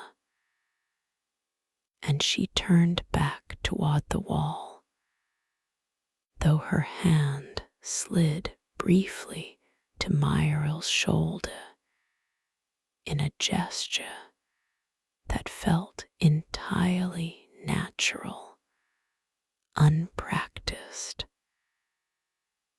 the kind of touch that happens between people who have stopped needing to measure their closeness. In the meantime, there's a part of the garden I haven't shown you yet, the far side, past the orchard you've been watching through your window every night without ever actually walking into it. I thought you might like to see it properly today, now that you've rested enough to enjoy it rather than simply survive it. They set off together, the morning warm and unhurried around them, and Muriel found herself noticing small details she'd missed before. The particular way the light caught certain leaves and not others, as though the garden had chosen favorites. The soft, continuous hum of unseen insects that never rose to anything like noise. The fact that her own footsteps had grown quieter somehow, less like someone trying to move carefully through unfamiliar territory, and more like someone simply walking somewhere she belonged. The orchard, when they reached it, was smaller than it had appeared through the warped glass window, though no less lovely for its modest size. A dozen trees at most, heavy with pale blossom despite what should have been the wrong season for it, their branches low enough that Muriel could reach up and brush her fingers against the petals without needing to stretch. They bloom whenever someone needs them to, Odalise explained, watching her with quiet pleasure. not literally, of course, but close enough to it that I've stopped questioning the timing. I think they knew you'd come to look properly today. That seems like a great deal of trust to place in a room's window view. The garden trusts in strange ways, Odalise said, plucking a fallen blossom from the grass and turning it over in her fingers before tucking it with evident deliberateness behind Muriel's ear, mirroring the sprig of rosemary she always wore behind her own. There. Now you match the garden a little better. Muriel touched the blossom self-consciously, feeling something in her chest bloom alongside it. Not quite joy, not quite peace, but some quiet cousin of both, settling into her the way the orchard light settled onto the grass, patient and complete, and entirely unhurried in its arrival. They spent the better part of the morning among the orchard trees, Odalise naming what she could, though she admitted freely that half the blossoms had no names she'd ever learned, only the private descriptions she'd given them over her years of tending. The shy bloom, the late riser, the one that only opened fully when it rained, though it never seemed to mind the years it went unrained upon. You've given names to things nobody else will ever call them, Muriel observed, watching Odalise crouch to examine a low cluster of buds not yet open. Someone has to, Odalise said simply. A thing left unnamed too long starts to feel unattended, I think, even if it's being perfectly well cared for otherwise. Naming is just another kind of tending, in its way. She rose, brushing soil from her knees in the same reflexive gesture Muriel remembered from their very first meeting. 2 nights past now, though it felt both longer and shorter than that all at once. I don't suppose you've thought of a name for that little silver light you left at the memory tree. Muriel considered this, surprised by the question, surprised more by how readily an answer came to her. I think I'd call it before. Since I'm not sure yet what it's before, exactly. Only that I think something's coming on the other side of whatever I left there. That's "That's a good name," Odalise said, with the quiet approval of someone judging a gift given thoughtfully.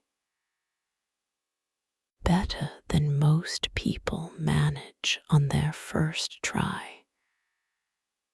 Most people want to name the weight itself. You've named the space after it instead. That's rarer, and I think wiser." They walked back toward the garden's heart as midday approached, the sun climbing toward whatever equivalent of noon existed inside walls that seemed to keep their own private accounting of time. And Myril found herself asking the question that had been gathering quietly since the night before. What happens to the people who don't come back? The ones who rest here and then leave and never return. Do you ever wonder about them? Often, Odalise admitted, her pace slowing as she considered the question properly rather than offering a quick, comfortable answer. "I like to think they're simply living out there past the wall, carrying whatever lightness the garden managed to give them into whatever life waits for them. I don't need to know the details to hope it's true. The garden doesn't ask for updates, and neither, mostly, do I. It would feel a bit like keeping score, and I've never much cared for that particular game." She glanced sideways at Myril, something gentle and searching in the look. "Are you asking because you're wondering which kind of guest you'll be?" "Maybe," Myril admitted. "I don't feel the pull to leave yet, but I also don't feel like I've decided to stay exactly. I don't know if that makes sense." "It makes perfect sense. I don't think anyone decides all at once, in my experience. It happens the way most real decisions happen, slowly. And then suddenly, you notice it's already been made some time ago, without your permission." Odalise reached out and gently tucked a loose strand of hair behind Myril's ear, an unhurried, almost absent gesture, the kind offered without any real weight attached to it beyond simple care. "You don't need to solve it today. The basin hasn't filled yet. There's still time before whatever comes after that." They reached the quiet clearing with the dry stone basin as the sun crested toward its highest point, and Odalise settled onto its rim with her usual unhurried ease, patting the space beside her in invitation. Myrtle joined her, feeling the sun-warmed stone beneath her palms, watching the spiral carving wan soft by whatever years or centuries had passed across its surface before either of them had ever set foot in this garden. "Do you think it will fill soon?" Myrtle asked. "I think," Odile said slowly, tilting her face up toward the high sun, eyes closing against its gentle warmth, "that it will fill exactly when it's meant to, and not one moment sooner, no matter how carefully either of us watches for it. That's rather the nature of the deepest kind of rest I've found. You can't rush it into arriving. You can only make the garden ready to receive it, and then wait without straining toward the waiting itself." Myrtle closed her eyes too, tilting her face toward the same warmth, and found, for once, that waiting without straining felt entirely possible, even easy, in a place that had asked so little of her except to be exactly as tired and exactly as ready to rest as she actually was. The basin filled on the third night, without warning, without ceremony, the way the lilies had bloomed all at once, between one breath and the next.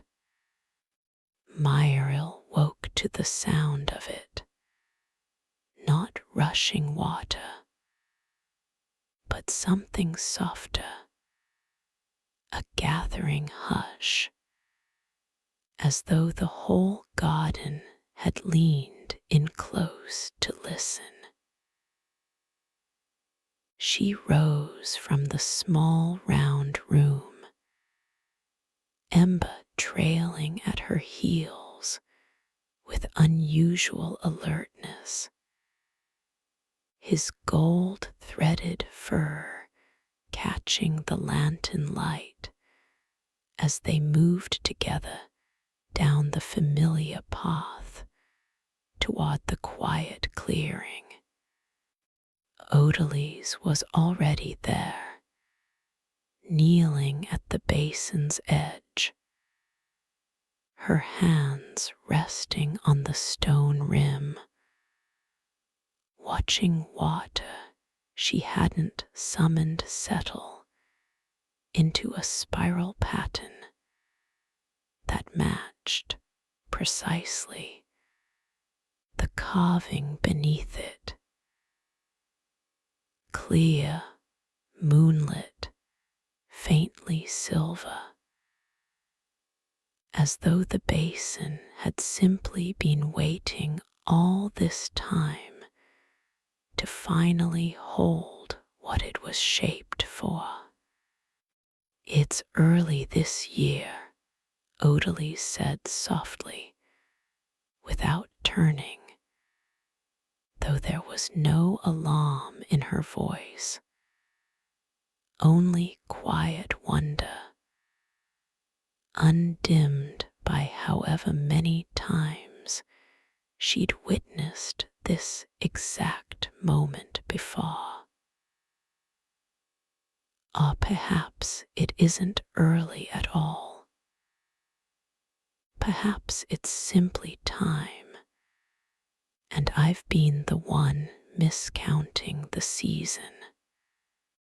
Myril knelt beside her, the stone cool and damp now beneath her palms, and looked down into water that held the moon's reflection more steadily than moving water should, as though it had agreed to be still for exactly this purpose.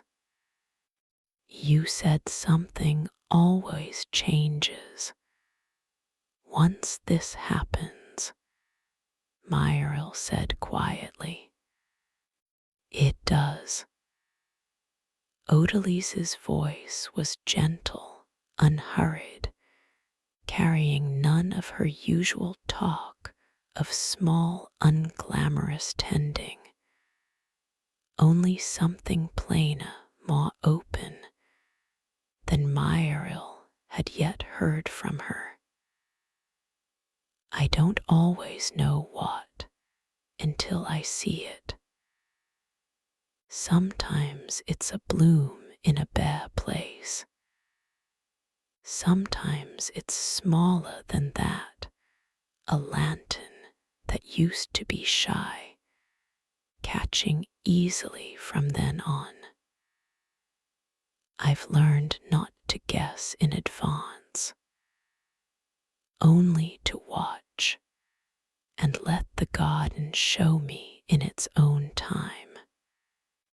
They knelt together at the basin's edge, ember curled warm against Myril's side, the moonlit water utterly still despite the faint, fresh scent of rain that had no clear sauce. And Myril felt something in her own chest shift too, not dramatically, not all at once, but with the same quiet totality as the water arriving, as though some private season inside her had also, finally, decided it was time. I think I know what's changed, she said slowly, testing the words before she trusted them fully. I don't feel tired anymore. Not in the way I did when I found the gate. I still don't know exactly what I was carrying, but I think I finally believe I don't have to carry it the same way going forward.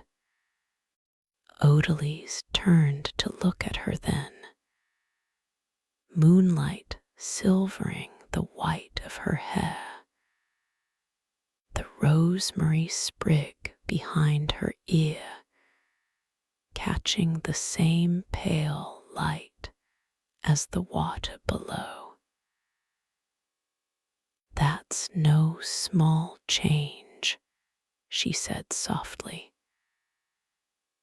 That might be the largest one this basin's ever shown me.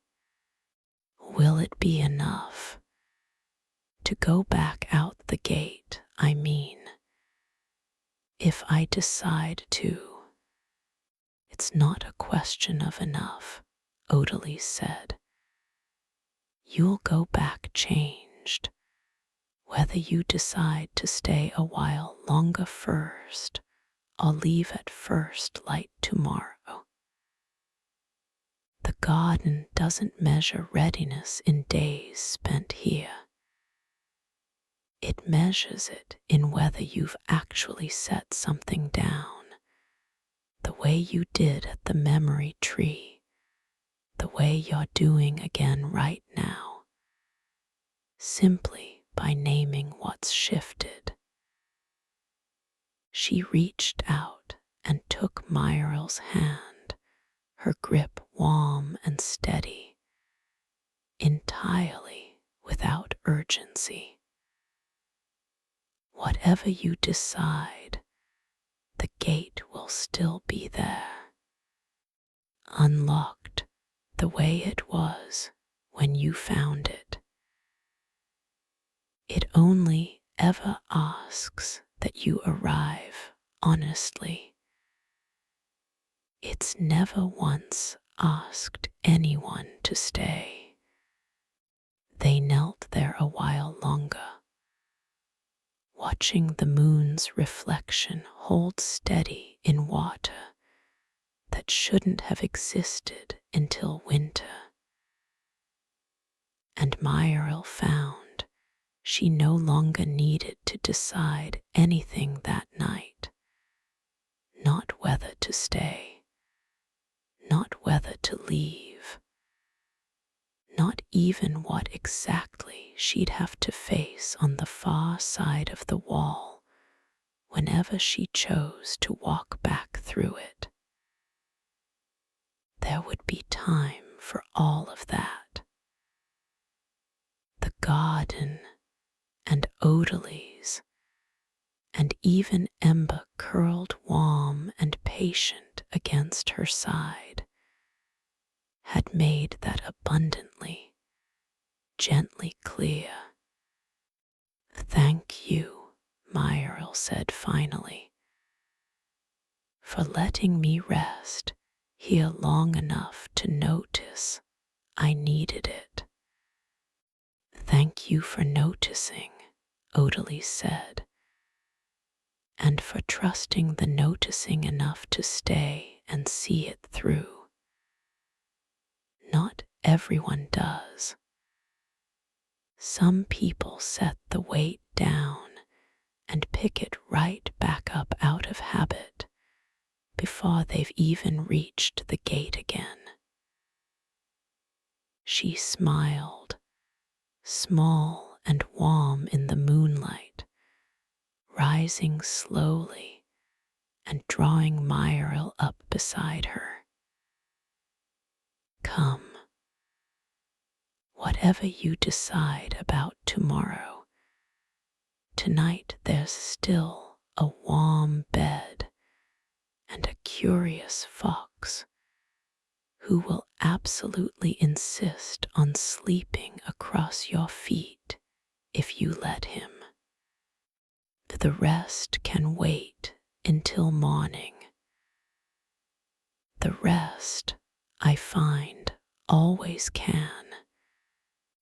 They walked back together through the hedge-lined paths, lanterns glowing low and steady on either side, the basin behind them holding its rare, patient water beneath a moon that seemed, for tonight at least, entirely content to stay exactly where it was.